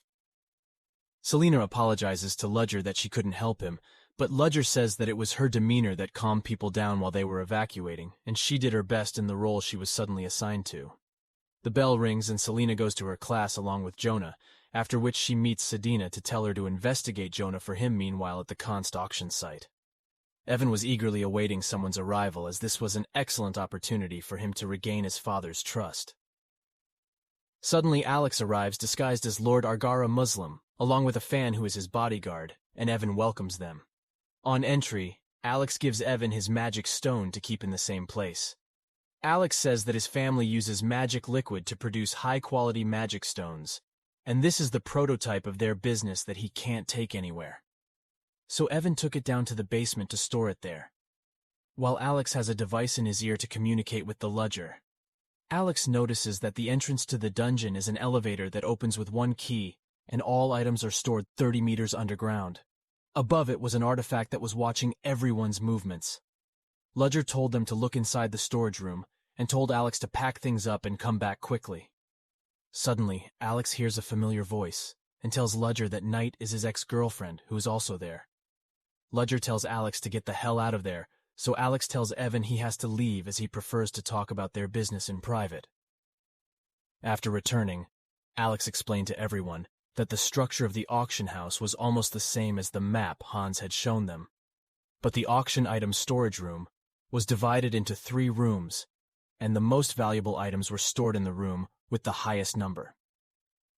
Alex informs that the auction duration is 3 days, and everyday items from each room are auctioned, starting with those in the first room. Ludger says that their plan will be put into play on the 2nd day, because according to Alex, on the 3rd day, the auction house's security will become strengthened, and on the 1st day, a lot of attention will be garnered by the auction. Violetta asks Alex about Ania, and he says not to worry, and will perfectly do the role set for her.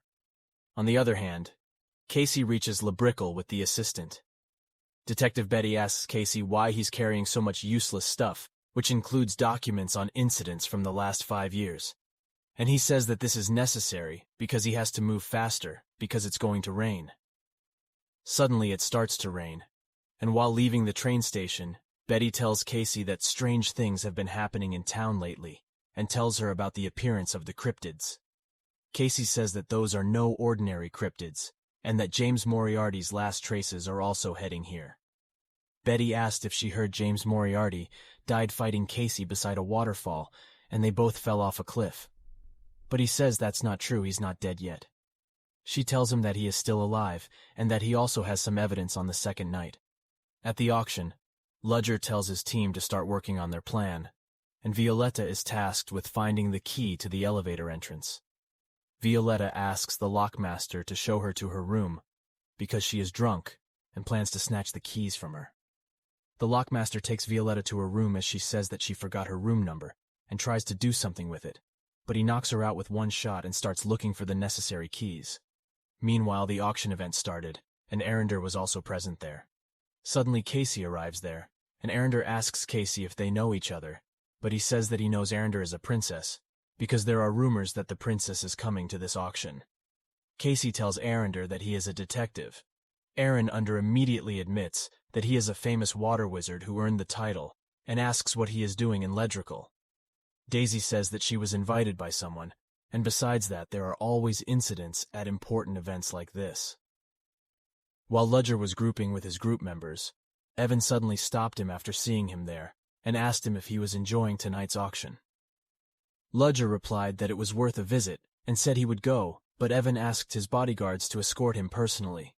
Ludger realizes he can't move as planned, and calls for help, but Hans needs the device to work, for him to go anywhere. Suddenly a guard catches them, but Arfa immediately knocks them out, and decides to hide them in a pile of trash.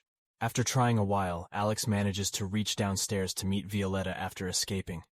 However, Violetta gives him the key, and soon meets a ghost outside the elevator to give him the key. They saw the number of guards increasing at the entrance because of the auction, and told Bella to get her started. Bella Luna released tear gas inside the hall, and everyone thought it was a terrorist attack, and people started running towards the guards for help. Both guards remained at the elevator entrance. Meanwhile, others rushed to save people, and now Alex tells Phantos to take care of these two guards, so Phantos takes them down with one punch. Alex tells that they are taking care of the guards, and Hans says that he and Arfa went inside disguised as servants, but Ludger is still trapped in the auction room because guard Evan is watching him. He also saw Casey there and thought he couldn't recognize her so easily. Ludger was worried because if he got in the way of their operations, all their plans could go down the drain, and he expected his subordinates to quietly and quickly complete the task. While the guard inside the security room saw the live feed of artifacts, both rooms were shaken and shocked to see intruders enter the room by digging into the wall. After hearing about the intruders, Evans summoned all the guards after hearing about the intruders, and divided the guards into transfer and raid teams. Evans, seeing the intruder collect all the artifacts, told his guards to transfer the items to Storage Room 3, and ordered the raid team to capture the hostiles in Storage Room. Also, the raid team entered the storage room where the hostel is, but they were shocked to see no one there, and told Evan about this. Evan was shocked, and thought they must have mistaken the tape for another storage room. But the screen changed, and they realized it was a fake screen. Evan ordered the raid team's guards to move things to a safe place with the help of the transfer team in the elevator room. Suddenly Aide realized it was a trap, and told Evan that someone had targeted the storage room 3 times since the beginning. Meanwhile, the raid team informs them that the elevator leading to the surface has collapsed, and they ask for Evan's help as they can't get out of it. Evan got confused and didn't know what to do, but he was about to tell everyone to come with him and head out to stop the hostel. But Bella Luna locked their door from outside. 30 minutes earlier, Hans and Arful put on the armor of a guard which the ghost beats, and the 4 of them disguised themselves. When the transfer team moved all the goods to a safe location using the elevator, Hans and the others dropped them in the elevator. Alex told everyone to get out of the elevator immediately because he messed it up so the assault team there couldn't make up. They load everything in their transport and are about to leave, but Hans says that he will be back, as he needs Ludger to check something, and tells the others to leave. After that, Hans reported to Ludger that the others had left safely, and informed him to move towards the central hall to show him the relic he was looking for. Ludger saw that the guards watching him had also left due to the situation inside, and now he could go and meet Hans outside. While Hans is waiting for Ludger, and suddenly he sees some suspicious people there, and they attack him. Some robbers attack the auction hall, and Ludger sees a robber running towards him. He notices that the vest is the same as the one who blew up the train he was on, and he is immediately killed. The assailant who was running towards him, Ludger saw that the guardian of the auction room was killed using black magic and was worried whether Hans was safe. Meanwhile, Arender barely makes it out, but he is identified by the mugger. They are looking to catch him, but suddenly they find themselves trapped in a bubble created by Casey and unable to break it. Betty also takes care of 2 robbers and clears the way, while Ania arrives there, killing all the robbers in her path. And Casey told everyone to combine efforts to get out of there. A coward because he always runs away from fights, but Ludger keeps him on his team because he knows what can be done. Hans tells Ludger he lives in an orphanage where he hung out with a girl when he was little and she brought him a cute puppy. One day it bit him lightly, and it was Hans's first transformation and the killing of his life. Ludger gives him a dagger and tells him to use it if he wants to fight back instead of running away in the auction house. Ludger lies injured on the ground with a relic in his hand, which the mugger takes from him, but Hans tries to stop him. The mugger kicks Hans and leaves him to die there, but suddenly Hans musters his strength and looks at the dagger Ludger gave him to use in this kind of situation. Hans stabbed his hand with a dagger made of fat bones and turned into that monster, and the robbers were scared to see. Upon returning, Phantos also sensed the presence of a dangerous beast in the auction house. Alex remembered that Ludger had told him once that Phantos was the second strongest among their group. Ludger and Alex were the third. But when Alex asked him Ludger, Alex felt that the power they felt from the auction house might be stronger than Hans. But on the other hand, Evan felt devastated after escaping from there. But Aid told him that all the guests were evacuated safely. Suddenly Evan remembered about a princess and ordered his bodyguards to rush to save her. But a monster appeared there, and they were scared to see him. Evan admits that the monsters are Jevedin who wreaked havoc on Duraming 5 years ago, and Hans starts killing people while orders arrive to defend the place and tell people to evacuate. Command decides to take down the monster to protect the civilians, but Hans starts attacking them. The building is about to collapse, so Casey evacuates the building with the others using his protective bubble, and they are surprised to see a monster outside the auction house.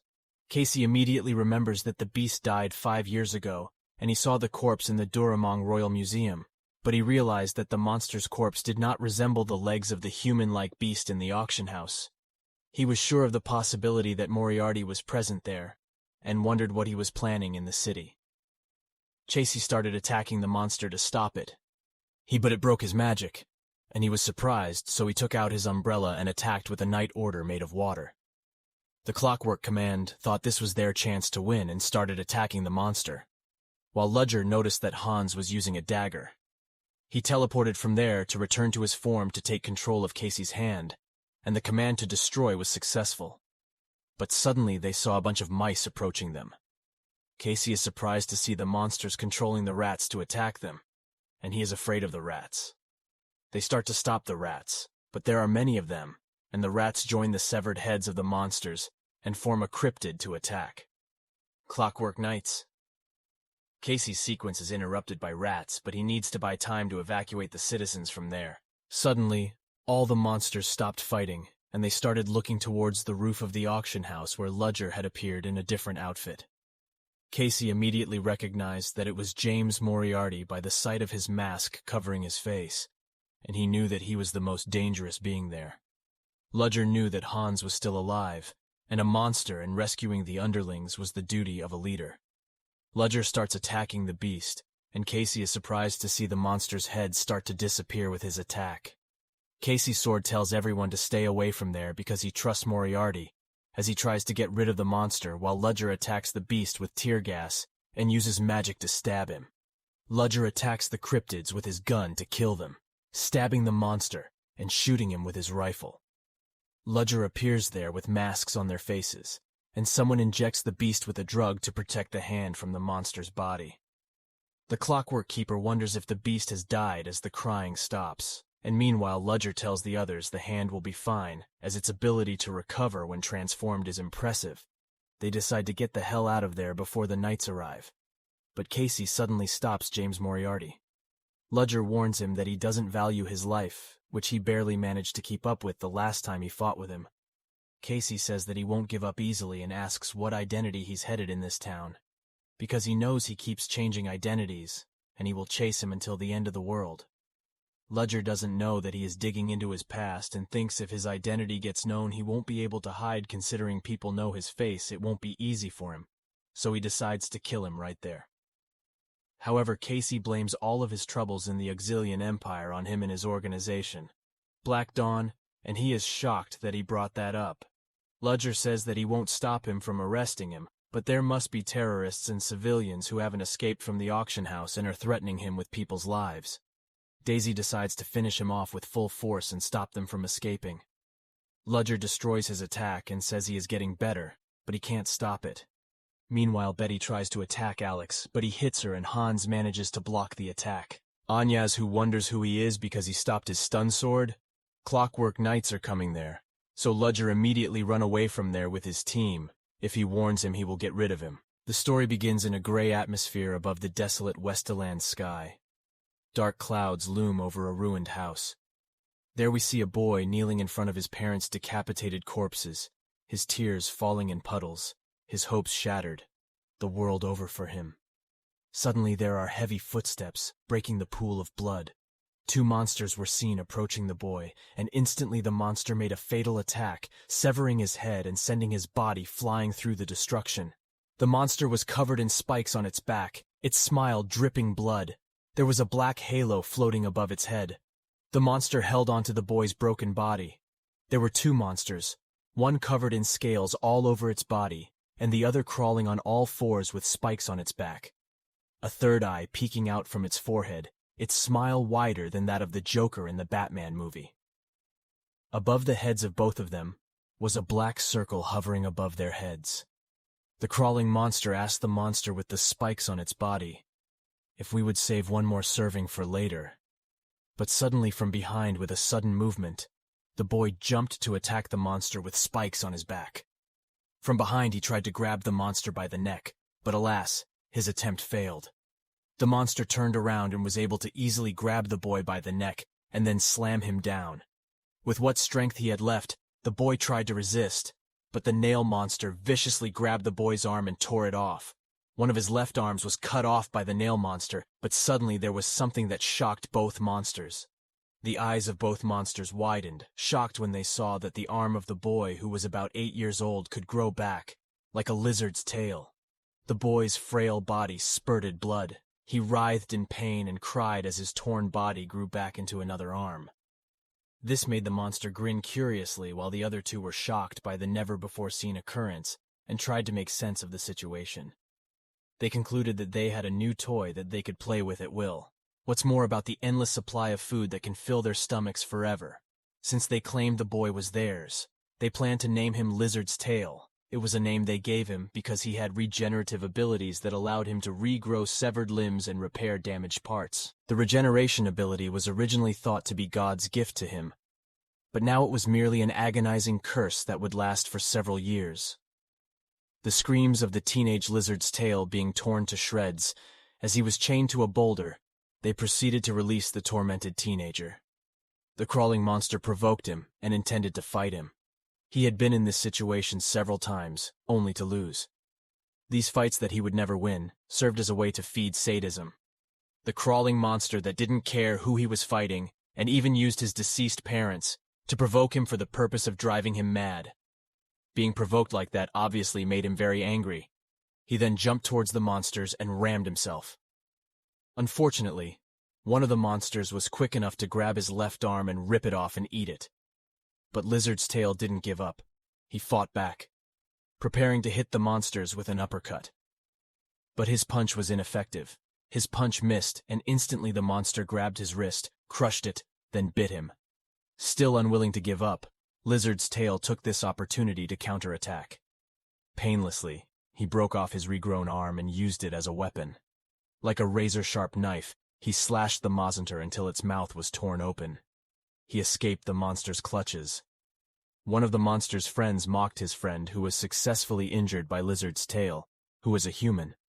Not accepting being mocked, the nail monster got up and grabbed Lizard's tail, who was still lying on the ground from exhaustion. He was slammed and his head was injured. But again he fought back.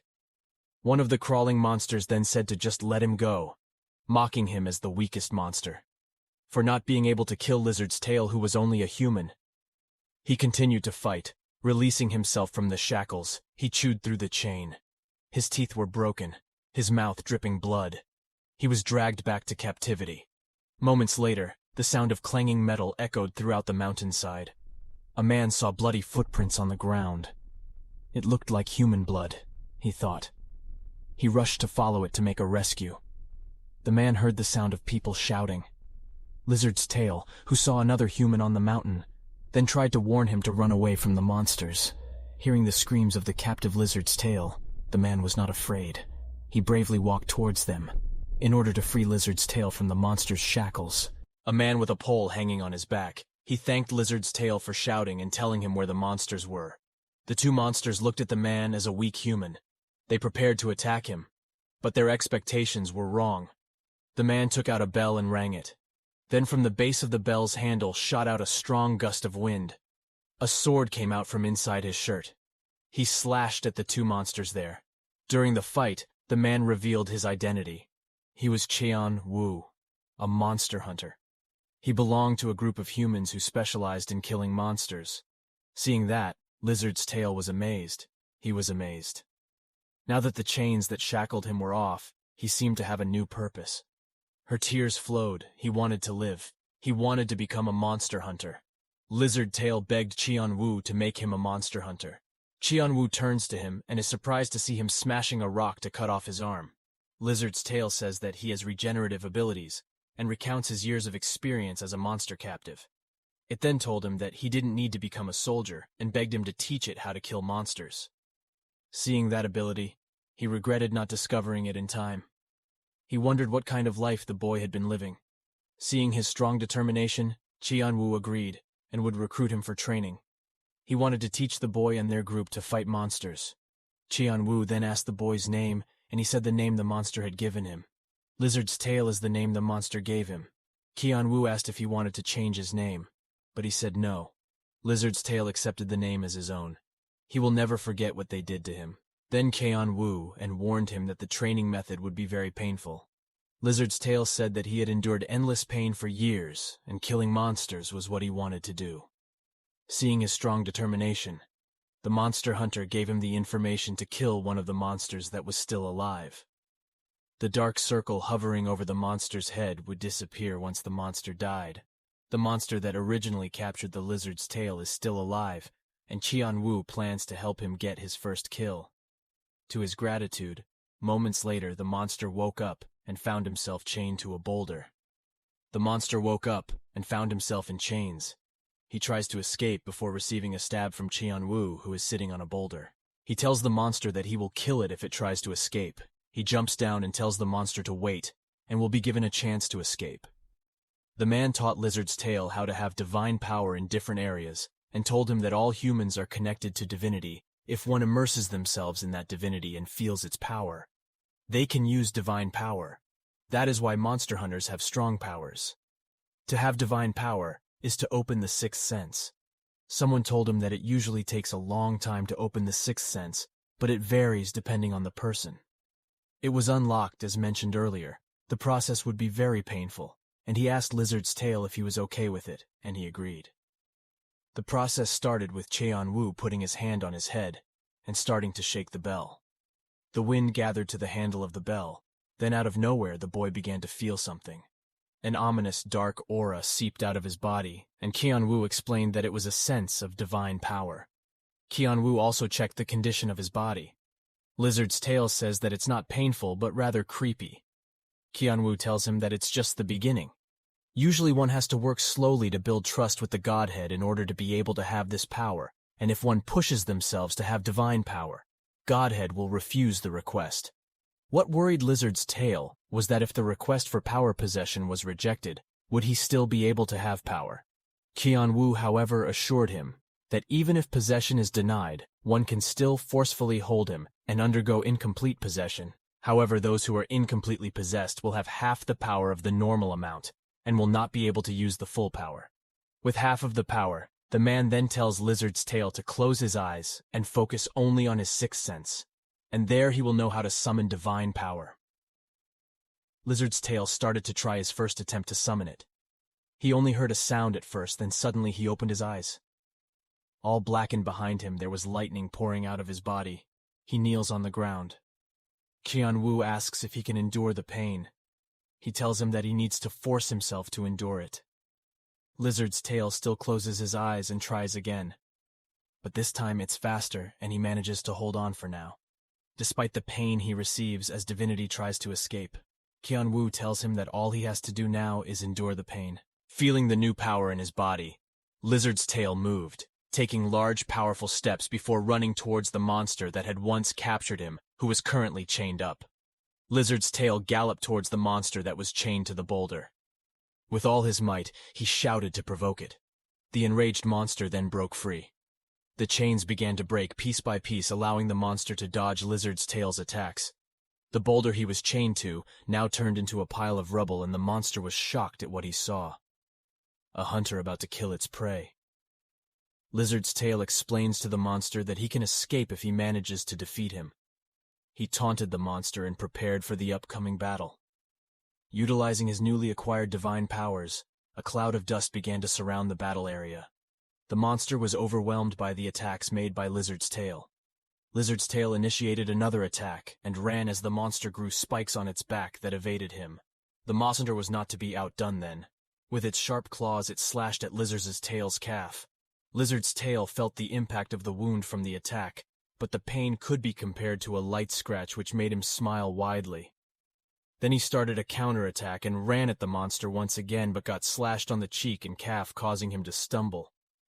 Momentarily, the monster took advantage of the situation and went to pierce Lizard's Tail's eyes, but to his surprise, Lizard's Tail disappeared into thin air before being stabbed. He then taunted the monster about how easy it was to deceive them, and then began to deliver powerful blows to the monster's face that knocked it several meters away. The monster took a lot of damage. Qianwu, who saw the fight there, concluded the impact of his short training can bring out strong power, and the Lizard's Tail's determination to take revenge. Qianwu was amazed by his performance as he made agile movements while enduring pain. He said he had a talent for killing monsters. Meanwhile, in the battle area, Lizard's Tail landed a blow to the monster whose back was filled with spikes. Not remaining silent, the monster tore its flesh, broke its body parts, and punched Lizard's Tail. Receiving a crushing blow did not make the Lizard's Tail lose. He tried to fight back, even though he was already lying on the ground. Lizard's Tail screamed, spat out blood, and cut off his own arm. It was a doma, the name of the weapon made from his own arm. Lizard's Tail ran at the monster, stabbing it, slashing and smoothly removing the monster's flesh. Qianwu was shocked to witness the gruesome scene.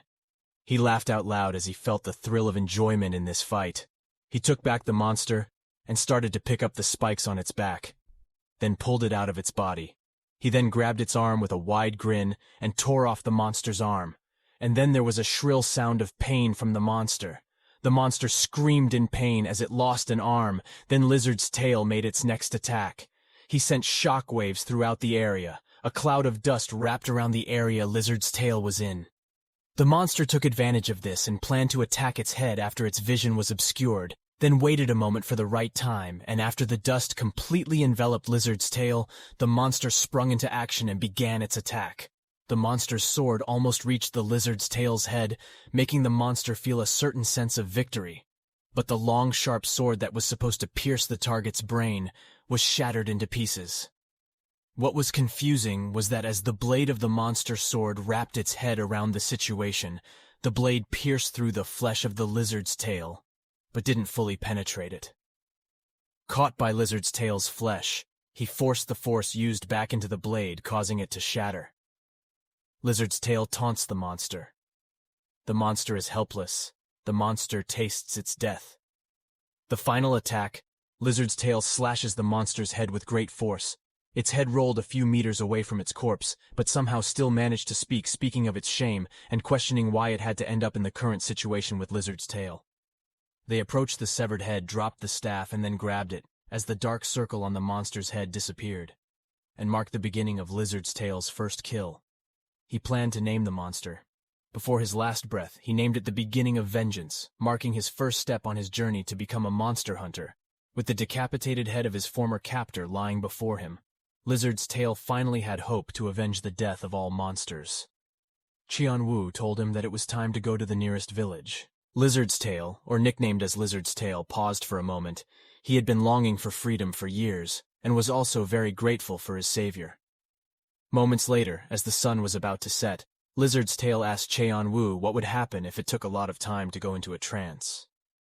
There was a momentary pause, and then Qianwu explained that Lizard's Tail's hatred shortened the time it took, but didn't think he did it all at once. Or maybe it was guilt, he said, a boy who didn't even know the existence of monster hunters. People like that are rare. They were about to arrive at the village, but suddenly a huge explosion erupted from the center of the village. They geared up, and had then rushed into the village before it was too late. The villagers panicked and scrambled from the presence of the monsters. A large group of monsters were seen gnawing on their victims due to the lack of hunters in the area. One of the monsters ran away from the group and proceeded to try to feast on a boy who tripped while trying to escape, before the monster grabbed a bit of Lizard's Tail, ran in, and dragged the monster away from the boy. Cracking his head wide like a watermelon, then he looked towards the monsters looming from the roof in front of him, which surprised the monsters, as they thought there would be no hunters around, and started to have internal strife, which some of the monsters tried to do. To escape the fight, but only to be sliced in half by Qianwu. He was confused about the existence of the Guardian Division, and why none of them were defending the villagers. Some monsters were confident to take the Downshin, but only to be destroyed by his attack, and some strategized, but only lost their lives due to lack of time to plan. One of the monsters even made a last-ditch effort, and said he would eat at least one person before dying. He jumped down the building and ran towards the boy Lizard's Tail had just saved. But before he tried anything, he got a blow from Lizard's Tail to the face, which smashed his head and sent his corpse flying. The boy stared at the monster's corpse before Lizard's Tail kicked the corpse, so that he could stop the boy from seeing Qianwu's death reunite with Lizard's Tail. The villagers who witnessed the fight cheered for their savior. The moment Lizard's Tail received his well-deserved praise, he saved, and Lashan thought the dead from the roaring crowd.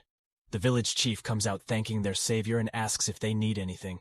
Qianwu took advantage of this, and asked the chief to give food and clothes to Lizard's Tail, their savior.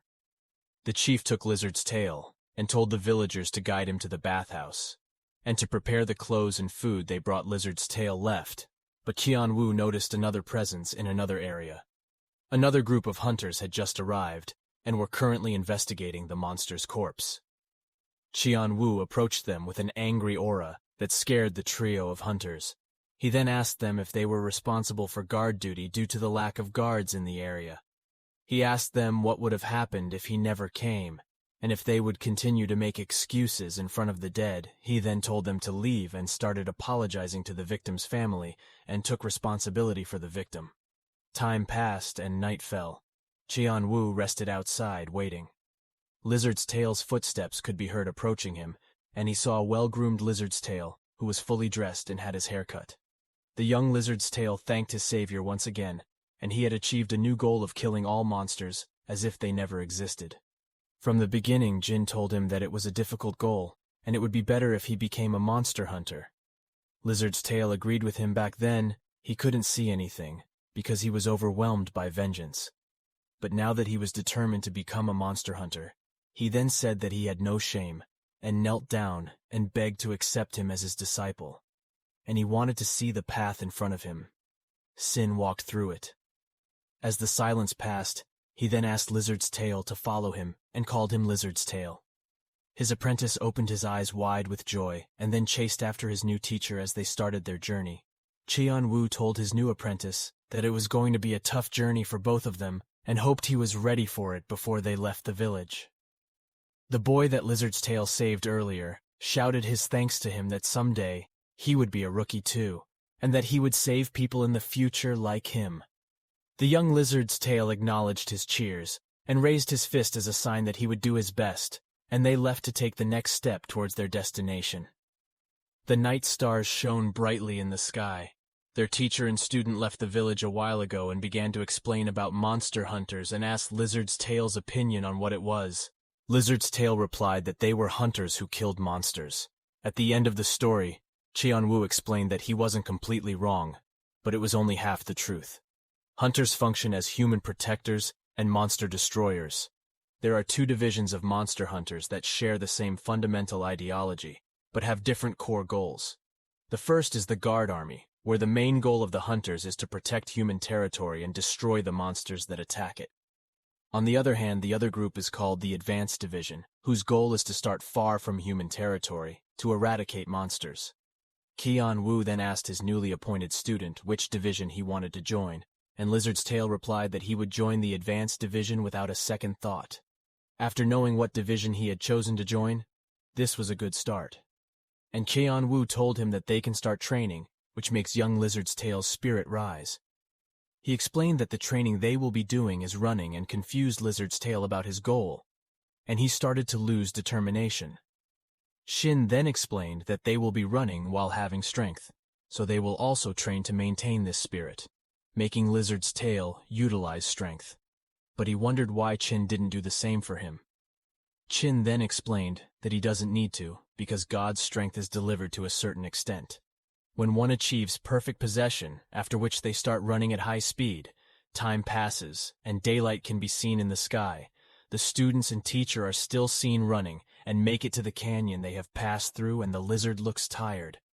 Qianwu sees something in front of them, and tells his student that they are going to take a break. Then he points to the monster feasting on the dead animal.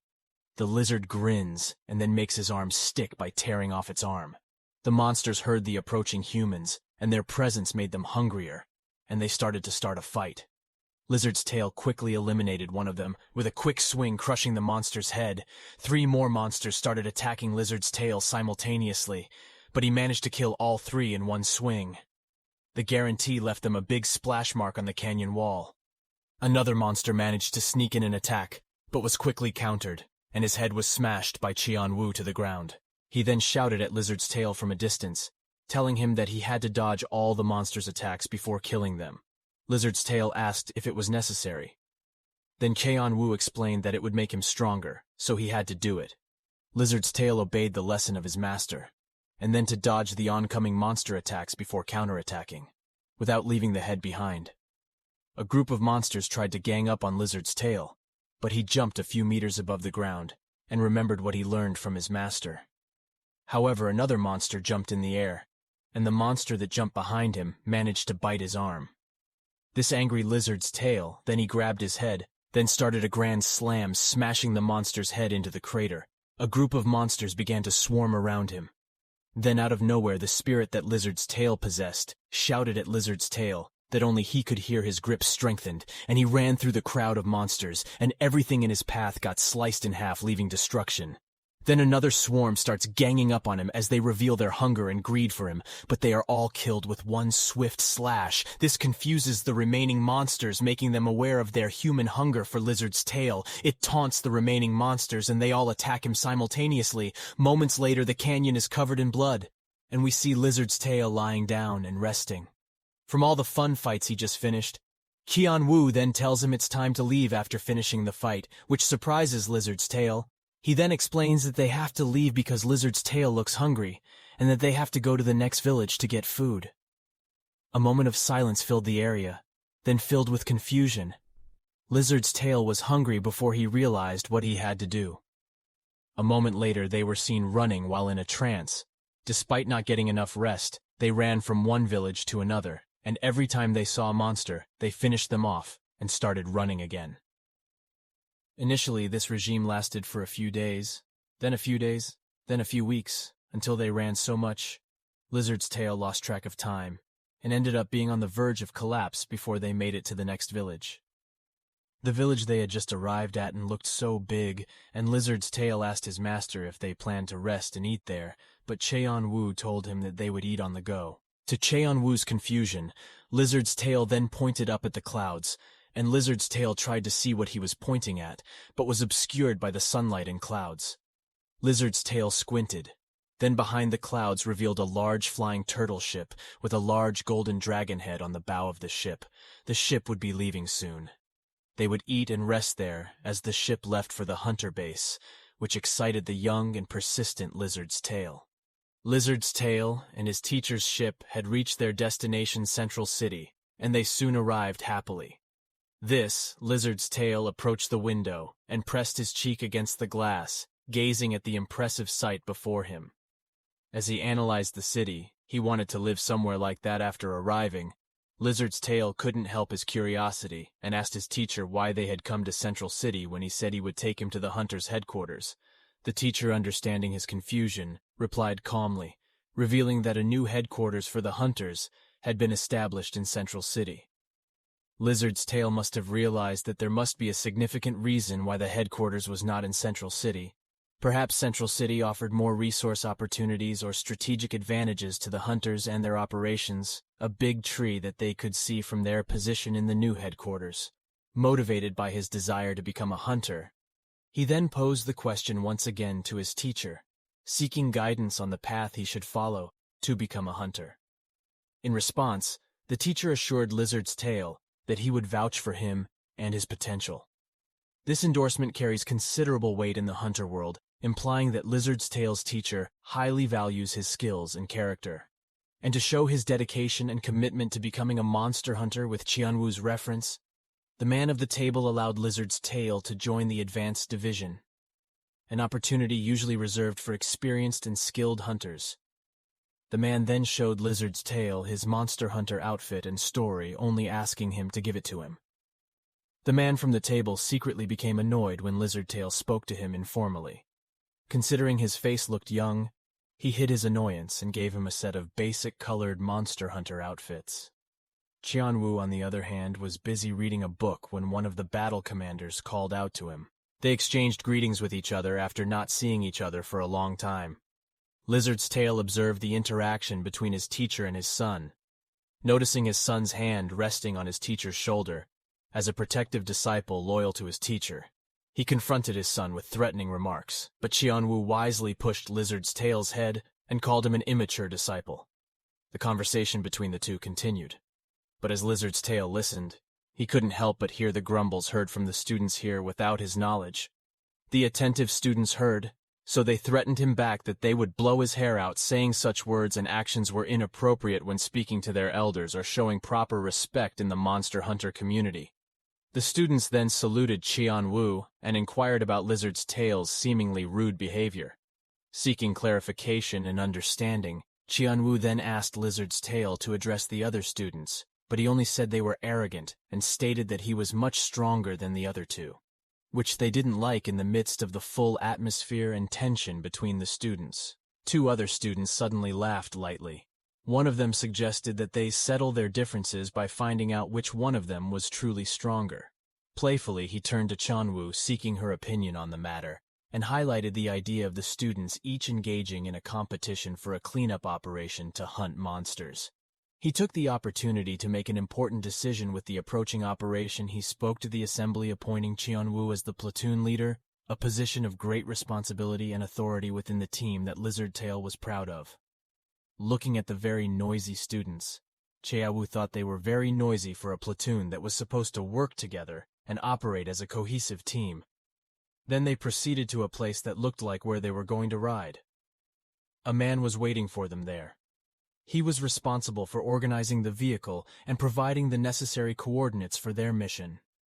Realizing the importance of their task, Qianwu gathered the students, instructing them to walk to the waiting stretcher, indicating that it was time to start their journey.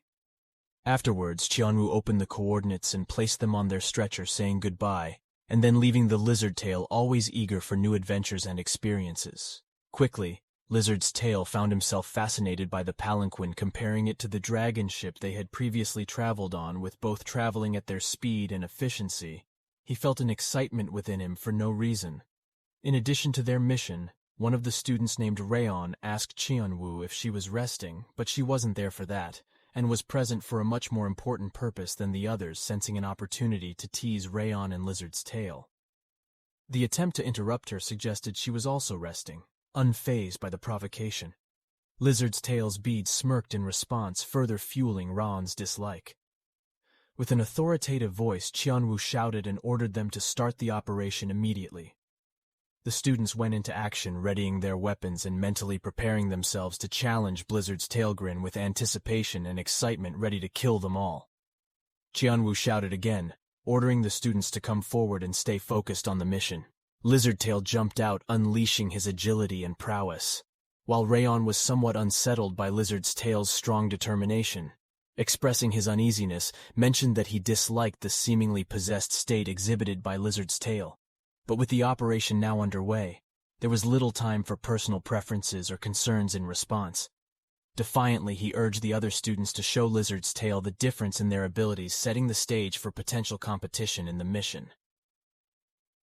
Amidst the intense battle, Rayon asked his partner to take a short break, and he would clear the field for him. But of course, as a monster hunter, the rest shouldn't be in his vocabulary, so he told Ron to focus on the mission and take care of their business. He beat his chest and shouted to explode the burning heart. He now had a heart divinity, as if he had a titan on his back filled with flames. Flames that burned his eyebrows. He jumped so high with an astonishing leap. Defying gravity itself, he ascended to the great heights, soaring through the air like a mythical creature in flight, an assed fiery fist which displayed a breath of fire divinity that immediately encompassed the various monster lands of the captured monsters. Within range of the attack, Zhang cried out in anguish as the intense heat enveloped them. While Rayon complained while running because he had just told Zhang to just calm down, he then confusedly asked why Zhang was angry. Maybe because his eyebrows were on fire. Rayon's connection to the divine power of thunder surged to life within him. He managed to possess it, and with speed and agility, he accelerated, moving with a speed that mirrored the crackling of lightning strikes streaking across the dark sky. He gave chase, and Lizard's Tail, who was also running to get to the monsters, who sensed the exact moment Rayon took decisive action as she lowered her weapon with all her might. A cascade of lightning exploded, transforming the surrounding area into a mesmerizing garden of rayon. The electrified brilliance shattered her weapon, throwing Rayon's weapon. Her illuminated flower garden collided with the ground with a powerful impact, releasing a shockwave that rippled through the skillfully proud area. She asked Lizard's Tail to tell her what he thought of it, and if he was surprised by her strength in a display that defied all expectations. The unperturbed Lizard's Tail nonchalantly tore her arm from her body again, leaving Ron and Zhang behind. They were stunned by the bewildering scene in front of them. They sent a jolt of disbelief through their veins as they witnessed the incredible regenerative abilities.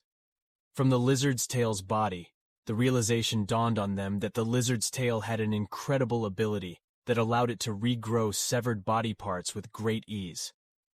To a Rayon, it wasn't a big deal if one didn't go to the sky, perhaps as long as one didn't do it. Zhang observed Lizard's Tail's unorthodox fighting style in the middle of the battlefield with curiosity and admiration. Endurance as evidence of carelessness and lack of understanding when it came to conserving stamina, he couldn't help but voice his opinion, saying that Lizard's Tail was a fool who didn't need to waste his energy by running endlessly. It was clear that Rayon and Zhang had different perspectives on Lizard's Tail's fighting prowess. Zhang then asked her what kind of training made her have such a fighting style. Comparing it to Rayon's fighting style, he could tell at a glance that she was a fool who lost her stamina unnecessarily. But Lizard's Tail continued running as training and was determined to become a monster hunter. And just as he was about to tell more about his training, an unexpected event happened in front of him. In an instant before Lizard's Tail could even finish his sentence, an unknown figure appeared in front of him, as fast as a blink of an eye. Without hesitation, he pushed his hand forcefully into his chest. Lizard's Tail caught her completely off guard. A monster with pointy objects all over its body was now in front of her, and asked if she was the one who did. Lizard's Tail didn't answer, so the monster pushed her, causing her to fall. Ron nervously loudly made a joke to lighten the tense atmosphere around them. If not for Lizard's Tail's intervention, Rayon and Zhang would now be dead, due to not being able to regenerate their bodies like Lizard's Tail. Zhang tried to shake off his nervousness. The monster shouted angrily, asking once again if they were the ones who did. The stupid Lizard's Tail shouted back and admitted it. He boldly said that he would destroy the monster. He then received a powerful blow from the monster. Rayon shouted and warned her not to attack the monster recklessly, because it's not their opponent. Qian-Wu, on the other hand, was watching their fight. Lizard's tail again tore off his arm to make a weapon and attacked the monster even if he lost. 1,000 times it didn't matter, and he would still kill the monster. Raon and Jiang attacked the monster simultaneously, hoping to end the monster. But he only stopped him with one hand. Each behind was Lizard's tail ready to attack him. And the monster realized it and was about to punch him in the face. Fortunately, Jiang was ready to punch also the monster's arm. He then shouted for Lizard Tail not to lose focus, because they were in a battle with teamwork. They managed to land attacks on the monster. Thanks to Raon, the monster flew away with powerful force. Meanwhile, Lizard's Tail recalled what happened if Jiang didn't block the monster's attack. His head would fly off, and he would die. The monster then showered them with gunfire. For them, there was nothing as bad as taking a hit. While carelessly, the monster would hit with all its might, and the demon ring around its head now woke up as the monster swung its weapon. Raon and Jiang recognized the danger and sensed the disaster coming from the possible trajectory of the monster's weapon. They made a split-second decision to take evasive action, avoiding the deadly arc of the monster's attack, as they looked back at the remains of the standing rock formation, before the monster slashed its weapon through the rock face, splitting it in half, and making the three of them worried. Jiang told the Raon that in order to deal with the awakened evil monsters, they needed to increase their strength, otherwise they would be eaten by the monsters. Raon, who is now at level 3 and is now ready to take some action against the evil monster. According to Qian-Wu, in training, the level of possession of the lizard's tail power ranges from level 1 to level 10. The first level means the lizard's tail can see images of divinity, while level 10 means complete impersonation. Lizard's Tail is not even close to level 1. Although he can kill monsters easily in terms of strength, he is more than level 1. But humans have to lean on the Godhead. He can defeat powerful monsters only when exerting the power of the Godhead. In other words, if Lizard's Tail encounters a monster that has awakened the demon ring, he will not be able to deal with it. Nervously, she asked herself, what was she afraid of? She slapped her face, telling herself not to be afraid of dying, and that she should feel sad because she couldn't kill monsters if she died. She then calmed herself down and looked at Jiang and Raon, who were fighting for their lives to defeat the awakened evil monster. Jiang released his fire god breath again. But the fire didn't affect Raon. The monster, on the other hand, attacked the monster where their weapons touched and collided with each other. The monster couldn't believe it. Raon became stronger, and he was a little different than before. But the monster was so strong he landed an important attack on Rayon's stomach, making him grunt in pain. It didn't work on the monster other than the power of the ring. The monster was physically strong. He couldn't go in a one-on-one fight. In this case, Jiang suggested leading him to block the view, and then Ron would come out of nowhere to land, and Ron's attack suggested leading the monster backwards, but the monster threatened to split them in two as the fierce battle continued. Jiang managed to launch a pinpoint attack aimed directly at the monster's eyes from a strategic distance that blinded it for a few seconds. The seconds of disorientation that Jiang provided a crucial window of opportunity for Rayon, who recognized the advantage that Jiang's attack gave him, sensed the opportunity that Rayon saw at that time, and did not waste a second before he attacked the back of the monster with his lightning. All the combination of Jiang's pinpoint attack and Rayon's lightning attack had caught the monster off guard, making it even more in pain. The idea to attack Jiang, who did not expect a sudden attack from the monster, but with concentration and calmness, he managed to avoid the monster's attack, made the monster even more angry. The monster then asked if they were angry with the issue of being born as monster food. Rayon then confusedly asked what the monster meant, because they fled to where they were. Because they are afraid of the monster hunters built by humans. The monster then laughed, praising Rayon for being good at anything other than repeating the words of Pyong. On the other hand, with concentration and determination, it was stated that she would kill the monster and prove that it was not just repeating the words the monster said to stop the seduction and chatter and just come to her so that she can cut them with her weapon, while Lizard's tail became an addition, joining the conversation again, full of strong determination and confidence. She remembered the training with her teacher, where he taught her how to defeat awakened monsters. According to Qian-Wu, the power of divinity is still very large. One of the limitations is in his body, so it cannot hold much, and therefore the boundary of unconsciousness prevents the entry of the power of divinity. Qianwu then teaches Lizard's tail to forcefully break the boundary and gather more power of divinity inside his body. He asks Lizard's tail to summon his divinity, so he does. Qianwu continued to instruct him, such as letting his feet become roots, and the divine power flow through the ground into the body. The next step was to hold the possession and speed up the flow, and by the time he closed the root and cut off the flow, the lizard tail power had flowed at high speed. Her consciousness could stop it. She already had the regenerative body and mental strength to endure the pain, which was the only way to do it. Raon and Jiang, watching the lizard's tail, asked if the power of divinity that the lizard's tail possessed, because they thought that he was just an incomplete imitation or possession. While the monster clearly remembers the lizard's tail's shoulder was ripped off, but not because he knows that he can produce, he won't let him heal and return to him. Both the monster and lizard's tail come to each other. Both have different plans. Monsters wanted to keep her captive because of her regenerative body, while Lizard Tail planned to kill it and didn't want to make the same result as before no matter what power it had. Lizard's Tail looked quite chatty, so Jiang thought that it wouldn't last long and they had to finish the monster quickly with determination and conviction. Raon and Jiang joined in a fierce and intense battle. They wanted to finish the battle early in the distance. Qianwu saw Lizard's Tail while fighting the monster during their fight. Lizard's Tail hit his stomach. He immediately recovered and hit the opponent's face. Both continued, exchanging sticks when Lizard's Tail was caught off guard. Rayan's help came immediately, and he blocked the sword. It should have hit Lizard's Tail. A moment later, Jiang Suk also rushed to come from the air and used his fire divinity while saying the word breathe.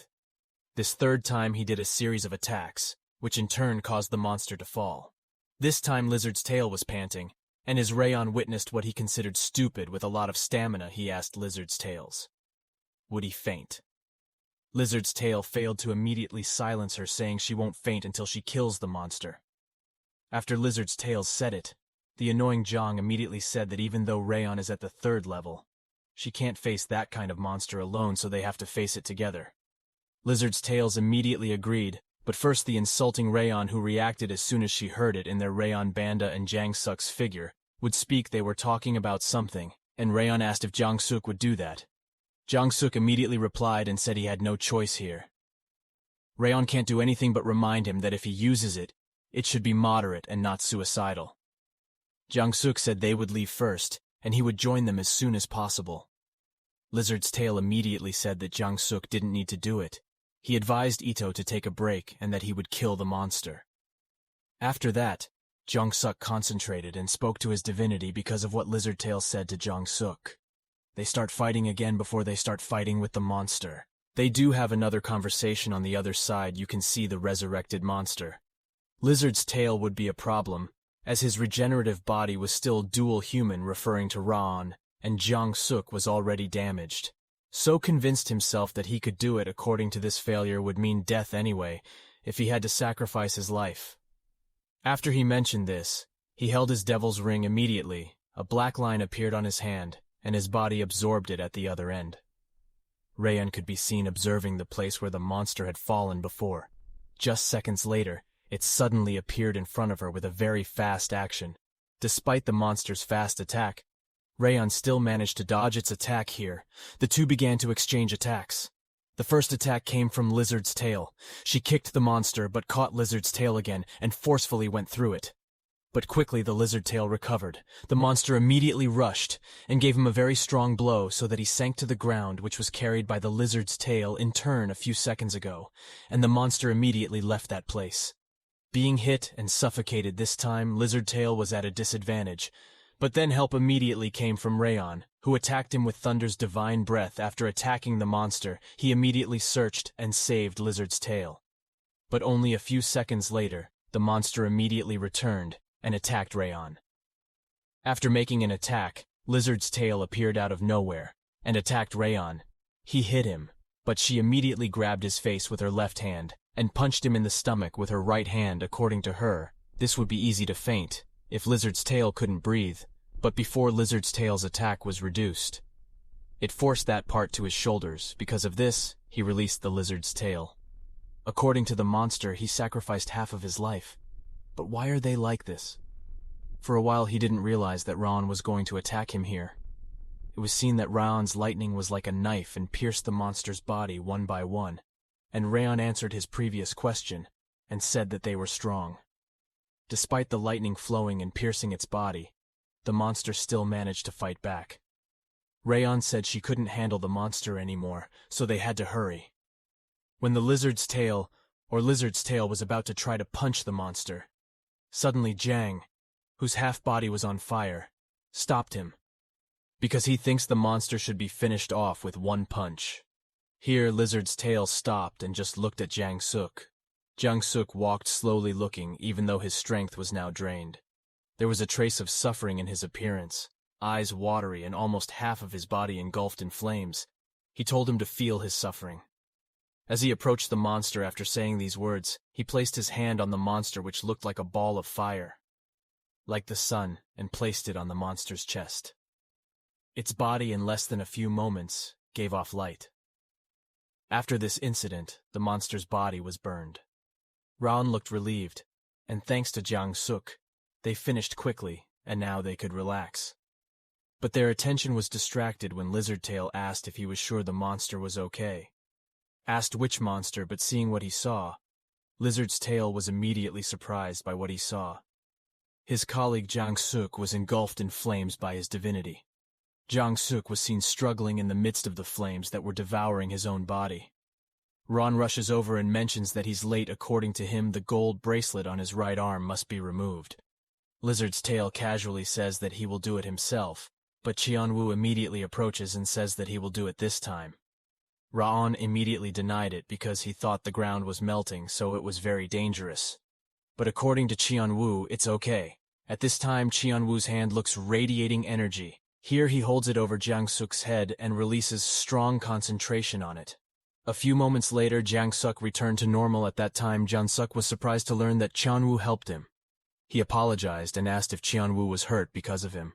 According to this, it's fine. He added that he placed his divine power around her, and she was also strong, which is why she wasn't hurt. Hearing that, Jang Suk let out a sigh of relief. Here Qianwu said that the mission was completed after he said that Jang Suk, who was with him earlier, also came and apologized. On the other hand, even though Qianwu said that he was fine, his damaged hand could be seen.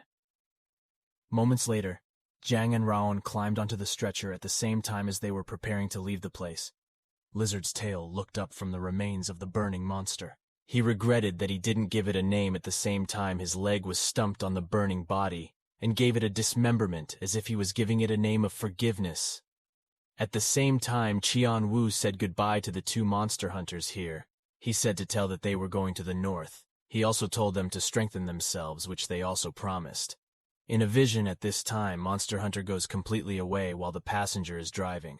The driver has a conversation. Ron tells Jang Suk that he has to control his ability. Because Lizard's tail is almost the main character, he doesn't directly call him by his name, but calls him Musclehead, which is immediately corrected by Jang Suk, who says his name is Lizard's Tail, and orders him to reduce his crooked competition here. Upon hearing this, Ron changed the subject. Here he said that Qianwu mentioned that their territory will be upgraded soon. Because of this, both agreed to become stronger. This is where the conversation between the two of them started, and they continued to leave until Qianwu and Lizard's Tail were no longer visible. On the other hand, Qianwu noticed that Lizard's Tail was still thinking that the boy had worked hard, but he still needed to think about himself. Here Qianwu told him to stop and rest. He needs to rest, and Lizard's Tail immediately agreed to it. A while had passed, but Lizard's Tail's spirit was still burning. Here he was still wondering if there was another way to increase his strength and weapons. A few moments of thinking, then came an idea, according to which he thought he could send a stream into the ground and flow it throughout his body. Here he thought and wondered. Should he send it up his arm and try it? Then he would put many participants on his arm. But he also thought that when he did that, he would explode. Besides, his teacher also told him that he should sleep, so he went to sleep. In addition, it will try to do something tomorrow, but before a few seconds passed, someone thought about it. According to what he thought, the bones were still the same. He woke up and said if focus on the bones, surely the bones can hold. It won't explode if sent to his bones in the first place. But he turned to the sleeping teacher. This time he decided to sleep again. But Lizard's tail is still Lizard's tail who is stubborn. After a while would be seen outside the guard post and start doing what he had been doing thinking. At that moment he took a deep breath, and using the power of his divinity, he let it flow. He started to concentrate his power on the bones of his arm. After a while would be seen a lump growing, and the shape of his arm changing. He was surprised, his eyes widened as he stretched out his arm and threw it. He breathed a sigh of relief, and said to himself that he had really expected to live with a hand like that this time. She would try again, as she only now realized that she had done so. That she could pull her arm again without exploding this time she celebrated, but a moment later she slapped herself, and told herself to practice again here. He repeated what he had done before. Here we can see him struggling. He repeats what he does over and over again until the next morning. When Qianwu wakes up, he thinks Lizard's tail has woken up early, but little does he know that he has been practicing all night for his weapon. Qianwu stretched first and put his bed aside, then walked to the door and went out. As he came out, he could see the shock on his face as the person who appeared before him was a bloodied environment. Flesh was scattered about, and Lizard's tail seemed to be sleeping peacefully. A delivery bird was seen flying over the sky the next morning carrying a package for Lizard's tail. He didn't even flinch when it landed right next to him. The delivery bird then pinched his cheek with its beak, but he still wasn't fully awake, which surprised him for the second time. He had the bright idea to wake her up, so the delivery bird poked her cheek forcefully until she woke up. When she woke up, the delivery bird saw her frightened and crying like crazy, and left in a hurry. Qianwu came in carrying the package, and asked what was inside. He immediately replied that he had ordered a new uniform for her. Since she had already thrown away her torn shirt when she opened the package, she saw a small piece of paper with something written on it, stating that the payment for the uniforms would be deducted from her salary. After reading this, she immediately asked Qianwu if they were paid, and he said yes. Lizard's tail sat down to open the package while Qianwu stood up and saw marbles in a rectangular box next to his uniform. When he opened it, he immediately asked Qianwu what it was, and replied that it was a request marble. Qianwu then showed her how the request marble worked. He held up the marble in the center of the rectangle. He claimed that all she had to do was write her request. He can request anything including support and rescue. Next, he said that she would be tracked. Upon hearing that, it left Lizard's tail dumbfounded. He stated that the Monster Hunter army had many interesting things after Qianwu mentioned the item.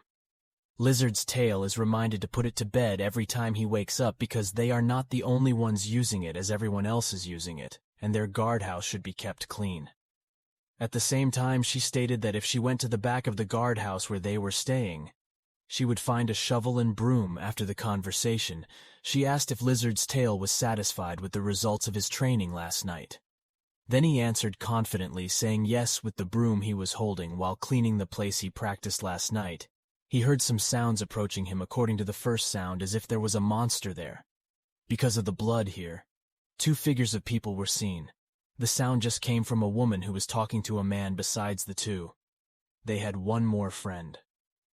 While the 2 continued their fight, the one yawned as they walked almost to the guard post. Qianwu recognized them and was surprised that his friend was a monster hunter whom he called Tisu, along with 2 squad members. Qianwu introduced Lizard's tail to them, and they also introduced themselves to the boy. The first squad member introduced himself, and the second was a woman who introduced herself as Heimo, after Qianwu's introduction mentioning that Tisu was like Lizard Tails with a regenerative body. During their conversation about tissue work, came up with an idea. She thought that she could get Qianwu. Here he was already getting interested. He mentioned a missing case according to which the monster division thought it was not important, because the culprit was a monster. That immediately piqued Qianwu's interest as he expected. In response to Qianwu, Tisu continued to tell how she did her undercover work. In her investigation, she witnessed how the kidnapping took place while standing at the height of a tree. A drunk man was seen walking for a while. Then a monster with octopus-like tentacles appeared and grabbed the man. Here she deduced that it was a kidnapping, as the monster did not kill the man. In fact, she had 2 victims that she was carrying and said that she was about to give birth, which further supported her conclusion. To further convince Qianwu, she added more information. According to her, she thought she would find monsters in their territory if she followed them. But they came from the north, and the step she took was right, as it got Qianwu's attention. He even said that he created an underground, and this is where she realized they were kidnapping beyond borders. He also found out that they only travel at night, and he also found one of their hiding places. After saying these things, Qianwu agreed finally. Said that he thinks that this kind of thing doesn't only happen in one place, but it might also happen in many other places, and one of them is this village. Qianwu said that if they didn't handle it properly, they could ruin everything. After hearing, Qianwu knew that he couldn't ignore such things. They continued their actions and asked Qianwu if he was interested. If yes, he could be the commander, as he had a lot of experience leading, but Qianwu refused, as he didn't think the case could be solved if he took the lead, and offered the network to take the lead. This is where the network celebrates that his plan to get Qianwu. He can't help but hug Qianwu and say thank you. At sunset, Qianwu sat under a tree solemnly and spoke with his divinity. The tissue that saw him was resting. It is now apparent that he is not resting. In the next scene, we see Tisu and Lizard's Tail sitting and starting a conversation. She asks Lizard's Tail what ability he thinks she needs to know his ability to decide what role she should give him, so that she doesn't have to bother because it's just an incomplete impersonation. Lizard's Tail replies there is no need with a relaxed language. This time, Tisu is surprised by what he says. After a while, she asks why he is talking informally. Does he not know that he is Qianwu's friend? He immediately replies as usual, like a person with no appetite, and says he is not used to such things. He asked her where she lived, but after a few seconds, he didn't get an answer from her. This time Tisu gave up, and said she would leave if he didn't want to talk about it at night. At the height of the cliff, they were seen crouching down as if watching someone below. A few seconds later, Himo was seen holding both hands above his head, as if hiding while lying down, and saying that they were going out. Lizard's Tail, who was next to him, looked innocently at the same time, told Tisu that the other men could be seen, even though they could see the monsters with the large cage hanging on their backs, could be seen that there were people inside. They witnessed a conversation of two monsters praising the other monster for capturing two more people, so he happily asked if they could eat one. On the other side was a woman imprisoned in a large cage who was terrified and begging for mercy. The Lizard's Tail was immediately shocked by what he witnessed, and was about to rush over. Tisu was also shocked and told him to sit down. But Lizard's Tail didn't budge, and said that no one else understood that person's pain but him, because of the looks of her.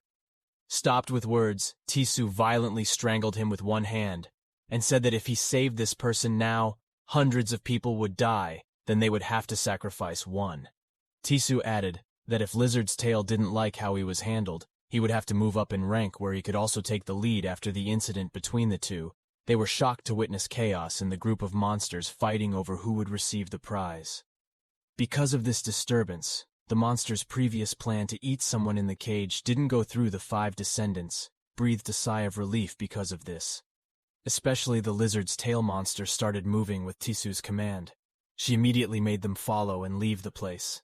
Then she finished off the remaining 7 monsters. She picked up 7 small stones and crushed them with one hand. After she did so, she immediately followed them. A few seconds later, she found her 4 companions, who were standing still and seemed to be looking at something below. He was surprised to see the many cages containing the captives they had moved the captives into. This place and the monster with long white hair could be seen, as the person in charge of Qinwu commented that he thought this was their last gathering place, then immediately called the 5, and changed the monster's operation, was talking about rewards, and this time their conversation was interrupted, because Qianwu rushed in and landed in front of the monster, who was surprised by his speed. Qianwu paralyzed most of the monsters so that they could no longer fight.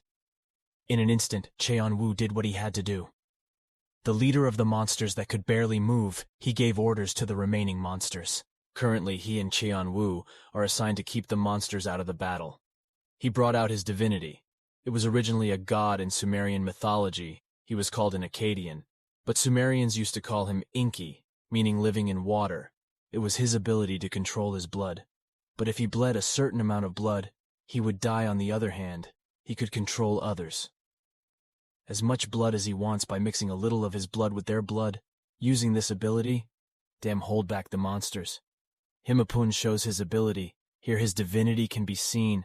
That is the god of healing. It appears in Greek mythology, whose ability is divine healing. His ability to heal the opponent's skin simultaneously while cutting it so that the blood does not come out even if the neck does not fall, the same as being cut, is called Waldo of healing. On the other side of Tisu and the god Duxini, it can be seen that Duxini is a kind of vicious ghost that crushes skulls. Lizard's tail is worried because the monsters are already walking still with the network ability. Despite the distance he has destroyed the skulls of the remaining monsters, he gets 22 small pieces of earth and destroys them simultaneously as monsters. While Lizard's tail looked shocked at what he was currently witnessing. Dilapidated cages and destroyed areas could be seen by his side. Countless casualties could finally be seen after the battle between the monsters and the monster hunters. The captives were finally freed, at which point Tisu, staring at the crowd, took a marble request and sent a message. Using it, she went to the crying woman and gave her one of the requested marbles. She told her that they could be traced to where they were by the rescue team that came by having it indeed accompanied by a barrage of tears. A series of thanks from the victims also came Tisu, and the others received the infinite thanks of the victims. At that time, they only felt gratitude and relief. In the next scene inside the dark cave, we can see some of the remaining monsters who are currently their captives. In particular, 4 monsters bound by fibrous blood. Damn these captives, including the monsters who were responsible for them. Earlier in the thought of the attacking monsters, why did the hunter capture him? In his mind, he thought that if only he could put his hand on his ring, he would be able to kill them. But Lizard's tail saw him, and with visible panic on his face, he said, "It looks like that." Planning something. Because of his eyes, Tisu immediately ordered him to cut off his hand, which Himo immediately obeyed. After a while, Tisu started asking questions. His first question to the first monster was, where did they go after gathering in this place? The first monster didn't give an informative answer, and only answered for no less than a second. Himo immediately beheaded him. The remaining captive monsters were shocked. The surprise on their faces could be seen from the speed of events. Along with the second question, the 2 captive monsters landed. Monster in charge interrupted his speech, indicated that Thiessen thought that they would talk. He seriously added that if their supply was cut off, something worse would happen. This time, without hesitation, Thiessen ordered to cut off his arms, legs, and spine. Himo. Immediately they fell to the ground. He told him to live the rest of his life like that, and he would set him free. But the monster in charge was still motionless, prostrate on the ground. Looking up and eyes wide open, he mentioned that Himo thought he was strong. He should have gone to the north.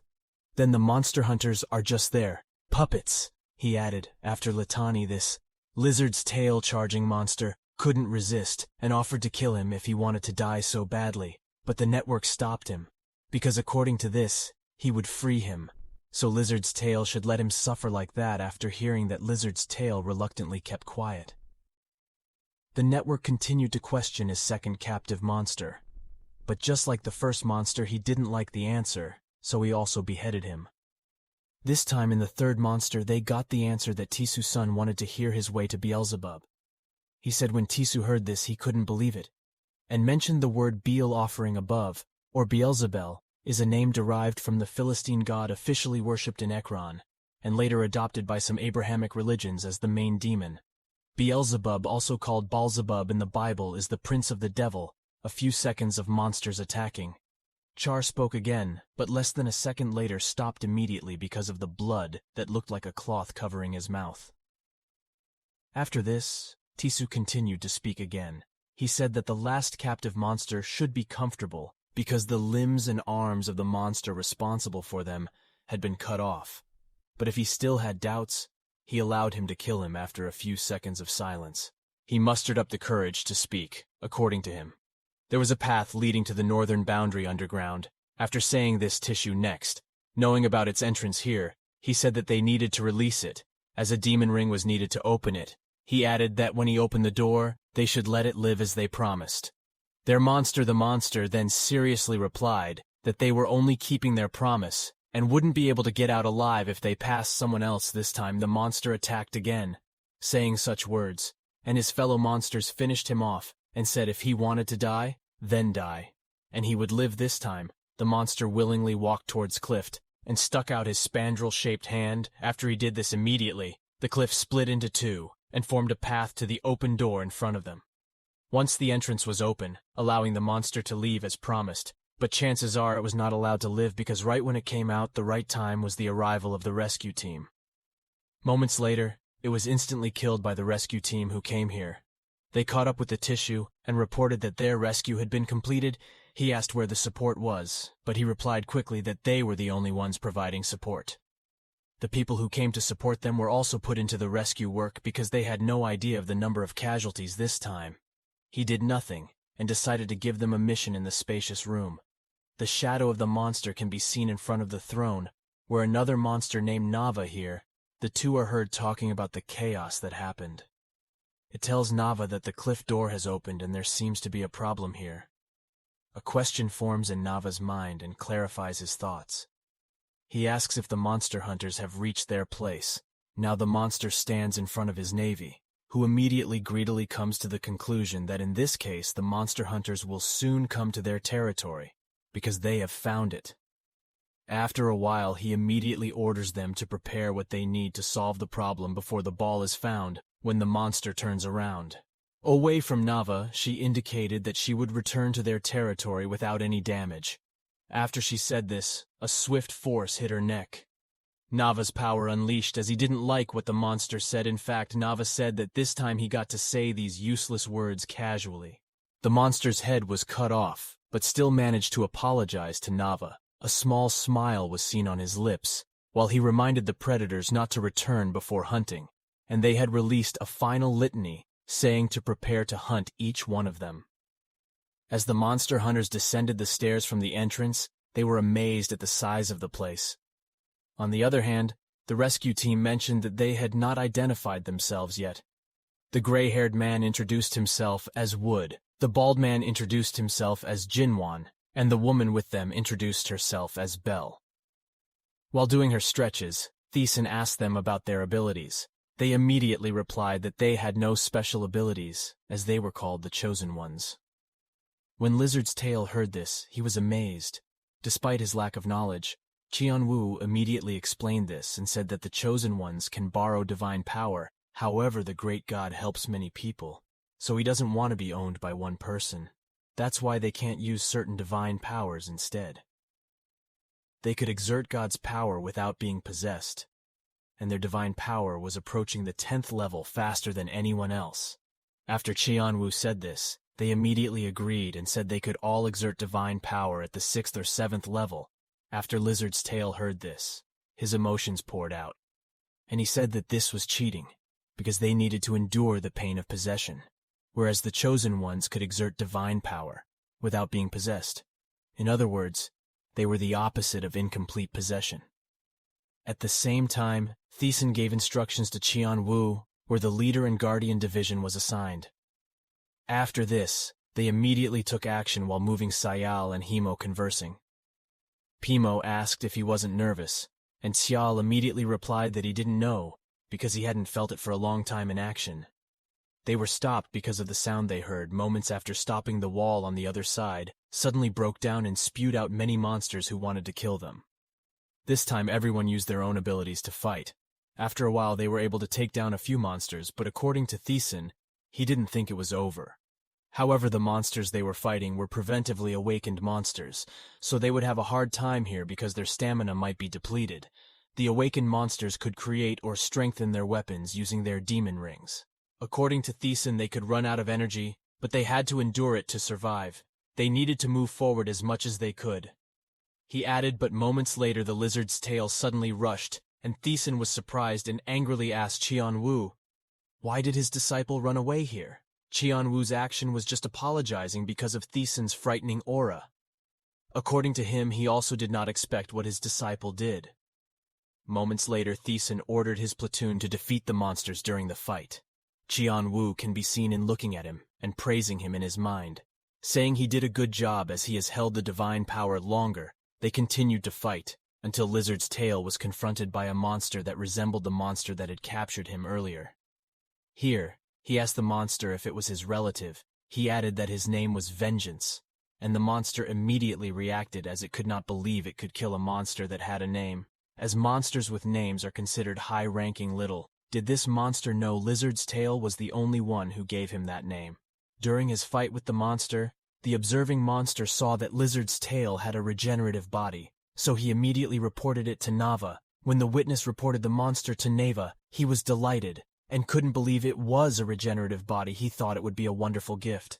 He immediately ordered the monster named Hiru to prepare the reward and avenge the monster hunter. And on the other side of the monster hunters who had finished fighting after a while of waiting, they happily rested first, but before moving, they suddenly saw something. On the other side of their direction this time, Theson's face looked angry at what he had witnessed, the network staring angrily at the monster that was plastered in front of them, not because of the monster, but because of what it was carrying. What they saw now was a four-armed monster, in addition to its two hands that had two other large hands, on the opposite side of which a net full of human arms could be seen. The monster hunters couldn't help themselves anymore from what they saw. Himo stepped forward and tried to move, but Tisu stopped him. She calmed him down and told him to be patient and stay still. This time the tissue asked the monster where it came from, but the monster replied as if he was having fun. He said with a smirk on his face that he was very happy collecting those arms, adding that there was nothing left for them when they didn't hurry up. Indeed, this time the fire pent up inside them had exploded a while ago. It was Tisu who stopped her friends from moving, but this time it was she who couldn't hold back anymore and used her ability on the monster. Her blood spilled out, and in an instant took its life. In the next few seconds rang the network, giving orders to me, ordering her to exert her blood. Kyle accepted the order wholeheartedly and uttered the 5th-level possession term. Here it could be seen that his hand had changed its shape. He had what looked like small branches growing on his skin. After a few seconds, he immediately let the blood flow into his hand and mixed it with the blood of the monsters. This time he was able to control the blood of the monsters that were in that place. Tisu said their destination didn't just end at the end of the road. He immediately told Tisu that he needed to find a hidden place somewhere nearby. And using her ability with enough blood that she got from the many monsters in that place, she managed to search every place after several times searching until finally she found a deep spot. Upon seeing the deep spot, she immediately told Tisu that she had found one. Tisu immediately told her to focus and dig it up. Little did they know that this was the location where Nava's throne was located. When Sile's blood came in, he was also surprised by the monsters that were currently in that area. At first they wondered what that red thing was, but they soon told him what it was. But Nava was no longer surprised by what he was witnessing. They didn't bother moving and let the monster hunters get there on behalf of the monster hunters. Ciel soon told him that his blood couldn't go any further. Here he was ordered to stop his ability and mark the path with her blood. Ciel immediately objected, because according to her it was too far. If she did, the monster would probably erase her mark. The network immediately replied to this smugly, saying it wouldn't happen because the monster even provoked them to go in and do what had to be done. Here she collects blood in the center and splashes it. This time Tisu wholeheartedly orders her team to follow the bloodstains, and if the monsters do tricks, kill them where Nava is. Can be seen waiting for the monster hunters to arrive. When the monster hunters arrived in a flash, they made a path through which they made a triangular-shaped door in the dirt wall, which served as a barrier between them in the opening of the monster hunters. He also revealed the appearance of two powerful monsters. First here is Nava, and the one standing next to her throne, Hiru, this time. Nava quickly deleted the meme. After a few seconds, Tisu spoke and asked if he was Nava's bastard. On the other hand, Lizard's Tail wondered at the two monsters, asking the adjacent monster, who was the bastard who treated these monsters with some kind of dignified grace? The monster immediately responded with a warning, and Lizard's Tail immediately killed him. This time there was an exchange of words between Nava and Tisu, and it was expected that Nava did not like the young soldiers, especially the confident expressions on their faces. After a while the big door opened and spewed out many captives. They could hear the talk of the monster hunters. The expressions of the monster hunters, especially Tisu and Cheon-woo, became novel gloomy. Pleased with what he witnessed moments later, the smiling Nava gave orders to many monsters before they ordered them to start eating people. This time the monsters immediately rushed to eat people, but the monster hunters immediately protected them. This time Nava was satisfied, knowing that in the end, everything would be in his grasp, and the strongest would be the first to disappear. The network immediately blew off the heads of the monsters that were trying to attack the captive humans here. You can see their terrified faces this time. Tisu thought that according to this, he still needed time to blow off the monsters' heads. Here she gave Dam the order to secure the people and buy time while fighting the monster. The tissue replied that she couldn't do it because she had used too much blood to search for directions here. Tisu was asked what she should do. There were signs on her face that she was having trouble thinking of what to do here. Nava spoke according to this. She was thinking carefully and hadn't thought of how to escape when Tisu heard this. Her teeth were gnashing in anger and tension. A few seconds later she yelled at Qianwu saying that their top priority was to save people. So he gave Qianwu the order to make way for them. When Qianwu heard this, he immediately shouted the word Samjido, the anger and determination. In his actions could be seen in his eyes. Here he dodged the weapon horizontally and split a large number of monsters in the picture. And at the same time, when the body was split in the picture, there was a way out far from where they were here. Tisu shouted and told the humans to hurry up and run towards the made path. After hearing this, doubt could be seen on their faces according to this. What if they die? If they run there? What if the monsters kill them? Himo immediately replied and told them to trust them, as they will protect them from the monsters here, they thought, and they united in trusting the monster hunters. Moments later they started running. Even though they were scared, they did their best to run fast. At this time, Thiessen immediately gave command to his platoon. Here he assigned Qianwu to lead the people in the forefront. It also ordered the guard division to follow Qianwu to save the people. Finally, it was said that those remaining would be rescued by the monsters. Finally, it was said that those remaining would be filled with the two monsters that had not done their actions. Yet Tizen was referring to Nava and Hiru. According to this, they could not ignore them, especially since they did not know the danger they had. But according to this, first everyone had to focus and reduce the number of monsters. They immediately responded and continued the battle as they fought. Nava spoke again while sitting on his throne. Here he laughed and said that he had no idea what the monsters were. His throne here he laughs and says that he believes the monster hunters chose the strongest hunter among them to save the humans, besides that their team has lost strength due to their miserable sense of mission. After a while, he tells Hiru that it's time for Hiru to respond immediately to this. On the other hand, Lizard's Tail can be seen as someone who is fond of killing monsters. Here he is summoned by his fellow monster hunters. But Hiru started here simultaneously. According to this, they went to another place called Lizard's Tail Regenerative Body. Here Lizard's Tail was surprised because of the speed of the action taken by Hiru. Instantly it punched Lizard's Tail with such force that it fell to a distant part. Pemp witnessed this and immediately shouted about the event to Tisu this time. So many thoughts ran through his mind, thinking and asking himself if the purpose of this was regenerative body, or if this action was because they wanted to divide the power of their group.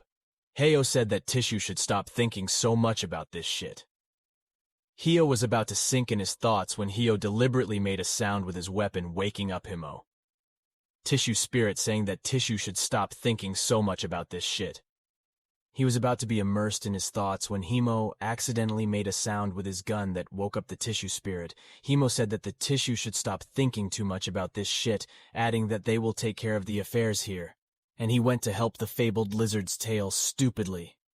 After this, Tishu acted quickly, signing simultaneously. He apologized and told the two to be careful.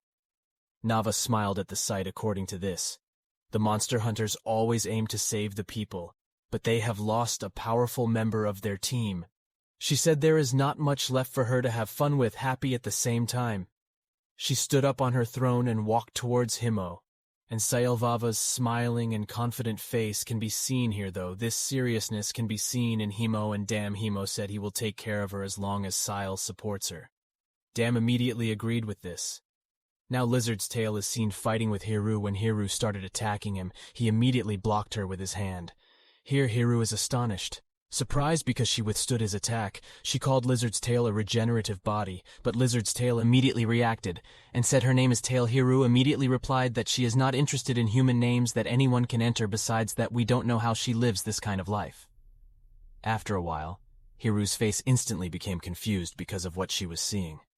At that moment Tisu arrived. When she arrived, she immediately said she wanted to finish it quickly. Her hand that didn't have Donald was ready to explode Hiru's head. But when she did her attack, it didn't hit Hiru. According to Thiesen's trick, this would have worked on her, if she hadn't moved here. Hiru already knew how Tisu's ability worked. Her attack started with a headache, after which it unleashed a shapeless attack, and caused the head of the person fighting her to explode after explaining how the tissue attack worked. It said that the tissue attack was damaging, but not enough to destroy her horns. For a few moments, Hiru held her demon ring and absorbed it into her body. Here Tissue saw the second awakening and concluded that it was a monster. By name at the same time, Hiru introduced herself to their Eve and casually said that she would kill Tissue and take the regenerative body on the other side of the tail. Lizard's Tail got curious about the second awakening and asked if it was stronger than Hiru. Tissue immediately replied that she was only as strong as Cheon-woo. She needed time to raise her level. She needed time to reach the higher level of ownership of Duke Suni. Here, Lizard's Tail immediately asked what he should do. Tissue immediately replied and gave his orders accordingly. While raising his level, he is not capable of fighting. So don't whine, Lizard's Tail Lord, and protect him. Well, after hearing Lizard's Tail, Tissue immediately increased his strength with a smile and confidence. Lizard's Tail told Tissue not to rush, as he is going to fight this black tattooed monster. Tissue immediately reminded him to be careful, because the second awakened monster is different from the normal monster. The fairy tale Lizard's Tail immediately responds confidently and tells Tissue not to worry, because he will kill Edo at the same time the network begins to increase its possession level, along with its heroes' extremely fast actions which cannot be matched by Lizard's Tail. Here Hiru says that it is better to eliminate the risk that may occur at the same time as she swings her sword at the network by Lizard's Tail. Here Hiru said that it was better to eliminate any possible risk at the same time as she swung her sword at the network. Lizard's Tail also swung his weapon to block the attack, but that was just the speed of the incident, seeing as even he blocked it, but it still hit Thiesen's innocent body. When Hiru dodged her weapon, it hit the entire left arm of Tissue. Here, the network did nothing but apologize here. She apologized and said she didn't know it was that fast at this time. Lizard's Tail promised the currently doomed group members that she would improve. After a while, we can see the tissue healing on Lizard's Tail. He didn't realize this immediately. If Lizard's Tail didn't realize it, it was Hiru who would be upset here. Feeling very surprised by what I saw at first, she thought Lizard's Tail was the only one with a regenerative body, but the embryo was too big, because the regenerative body turned out to be two people here. The excitement and joy that Hiru felt at this moment was very visible.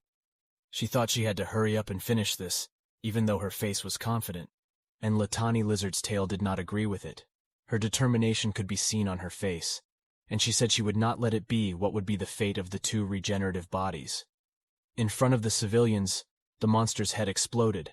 It terrified them. Taesu was quite panicked as he needed some time to explode the monster's head. Taesu therefore ordered Suyeol to secure everyone and give her some time. But unfortunately, Suyeol couldn't do it because he used up too much blood as he searched for directions. Taesu was at a loss as to what to do. She then glanced at Nava and Huroyo. Noticing Taesu glancing at her, Nava mockingly asked what Taesu was contemplating at the moment. Hearing that made Taesu very upset and vowed in his heart to crush her skull with his fist. Taesu then ordered Cheon-woo to make way for the kidnapped citizens, as saving people was their top priority. With one slash of his sword, Cheon-woo easily cut through 24 of monsters. After the road was secured, Taesu told all residents to quickly escape through the secured road, but the citizens hesitated. They were afraid they would be killed by monsters after they went there. Himo asked them to trust him and promised to protect them. The civilians finally complied and began to flee. Taesu ordered Cheon-woo to lead them away from this place. In the midst of the battle, Taesu said that he would take responsibility for the monsters that hadn't moved and ordered his 2 students to clear the others. Seeing Cheon-woo leaving to lead the citizens, Nava laughed, as she was sure Taesu had chosen the strongest person to escort the citizens. She then told Huroi that it was time. In a place not too far away, Lizard's Tail eagerly dispatched monsters with his weapon. After defeating the monsters he had just fought, he was ordered to join them by Taesu. But suddenly Huroi lunged at him and hit Lizard's Tail hard in the stomach. As a result of the blow, Lizard's Tail was blown very far away. The rest of the team realized that Lizard's Tail had been carried away by a monster. Taesu did not understand. He wasn't sure if the monsters were aiming for a body with regeneration abilities, or if it was just meant to divide their team's power. While Taesu was deep in thought, she was distracted by the sound of Himo's gun. Himo and Suyeol told Taesu to stop thinking about it too much and went to help Lizard's Tail. Taesu apologized to them and immediately darted off to catch up with Lizard's Tail. Seeing Taesu leave made Nava smile. Since monster hunters always aim to help people, now their strongest fighter was gone. Nava laughed out loud because there wasn't much left for him to enjoy. As Nava started to act, Himo asked Suyeol to help him fight Nava. After being knocked down by Huroi, Lizard's Tail was confused as to where he was. A moment later, Huroi darted out and attacked Lizard's Tail with his fist, but Lizard's Tail was able to block his punch with his weapon. Huroi was impressed that Lizard's Tail could block his attack. Because he was called a regenerating body, Lizard's Tail got annoyed and said that it was not his name. But Huroi didn't care because he wasn't interested in a human name that anyone could get. Moreover, Huroi did not understand how Lizard's Tail could live such a life. As soon as he said that, Huroi felt something. A moment later, Taesu finally arrived. After she arrived, Taesu said that she wanted to settle this quickly because she was in a bad mood right now. Huroi said that Taesu's trick would work if he did not move. Huroi could see that Taesu's attack started with a headache, and after that, Taesu attacked with a formless attack. Huroi praised Taesu's seemingly destructive attack, but it was not enough to destroy his horn. Taesu became annoyed that nothing was happening the way he wanted it to. Hearing Taesu's ramblings, Huroi said that Taesu was very arrogant, from his monster ring. Huroi then made a sword. Taesu was surprised that Huroi turned out to be a monster with a name that had undergone a second resurrection. Huroi introduced himself and stated that he would kill Taesu and take the regenerated body. Lizard's Tail became curious about what Taesu meant by the second resurrection. He also asked if Taesu was stronger than Huroi. Taesu admitted that he was as strong as Huroi. It was just that he needed time to level up. Taesu took longer to reach a higher Rasukan level than Duoxini. Since he would not be able to fight back while leveling up, Taesu asked Lizard's Tail to protect him properly. Lizard's Tail encouraged him and said that Taesu could take his time as he would be fighting Huroi. Taesu then warned that awakened monsters were different from ordinary monsters, and told him to be careful. Of course, Huroi wasn't going to let Taesu and Lizard's Tail fight on their own terms, and went straight for Taesu. He thought it best to eliminate any risks quickly. Although Lizard's Tail reacted a little too late, it still managed to try and protect Taesu. Thanks to his efforts, Huroi missed, and only cut Taesu's hand. Lizard's Tail then attacked Huroi to force him to retreat. Since he failed to protect Taesu, Lizard's Tail apologized on the grounds that he didn't know Huroi would be so quick, and said that he would get it right this time. While Lizard's Tail was not looking, Taesu's hand began to regenerate. Nava noticed that. He laughed out loud because he felt so lucky. He couldn't believe there would be two regenerating bodies in front of him. Huroi decided to hurry up and finish the fight, and of course, Lizard's Tail would not allow it. Lizard's Tail lunged at Huroi and tried to attack him, but Huroi easily cut off Lizard's Tail's leg. Lizard's Tail didn't understand how Huroi could cut his bones so easily when he had used his strength beyond its limit. Believing that Lizard's Tail would be busy regenerating his severed leg, Huroi tried to run towards Taesu, but Lizard's Tail had already come back and blocked Huroi. Huroi was shocked to see Lizard's Tail's regenerated leg. Lizard's Tail said that he would not be eliminated. Their fight became even more intense, but it was only Lizard's Tail who continued to receive attacks. Huroi praised Lizard's Tail because he had never seen regeneration as fast as Lizard's Tail. Lizard's Tail then tried to punch Nava, but Huroi easily cut off his hand. Huroi was then surprised to see Lizard's Tail reconnect his hand and continue his punch. Huroi dodged Lizard's Tail's punch and counterattacked with his sword. Lizard's tail tried to block his attack, but the stronger Huroi threw Lizard's tail into the wall. Huroi was then surprised to see that Lizard's tail was completely unharmed. Getting back to his feet, Lizard's tail said that he would not lose to someone who could not even cut paper. Lizard's tail excitedly said that he would destroy Huroi. Hearing that only made Huroi more upset.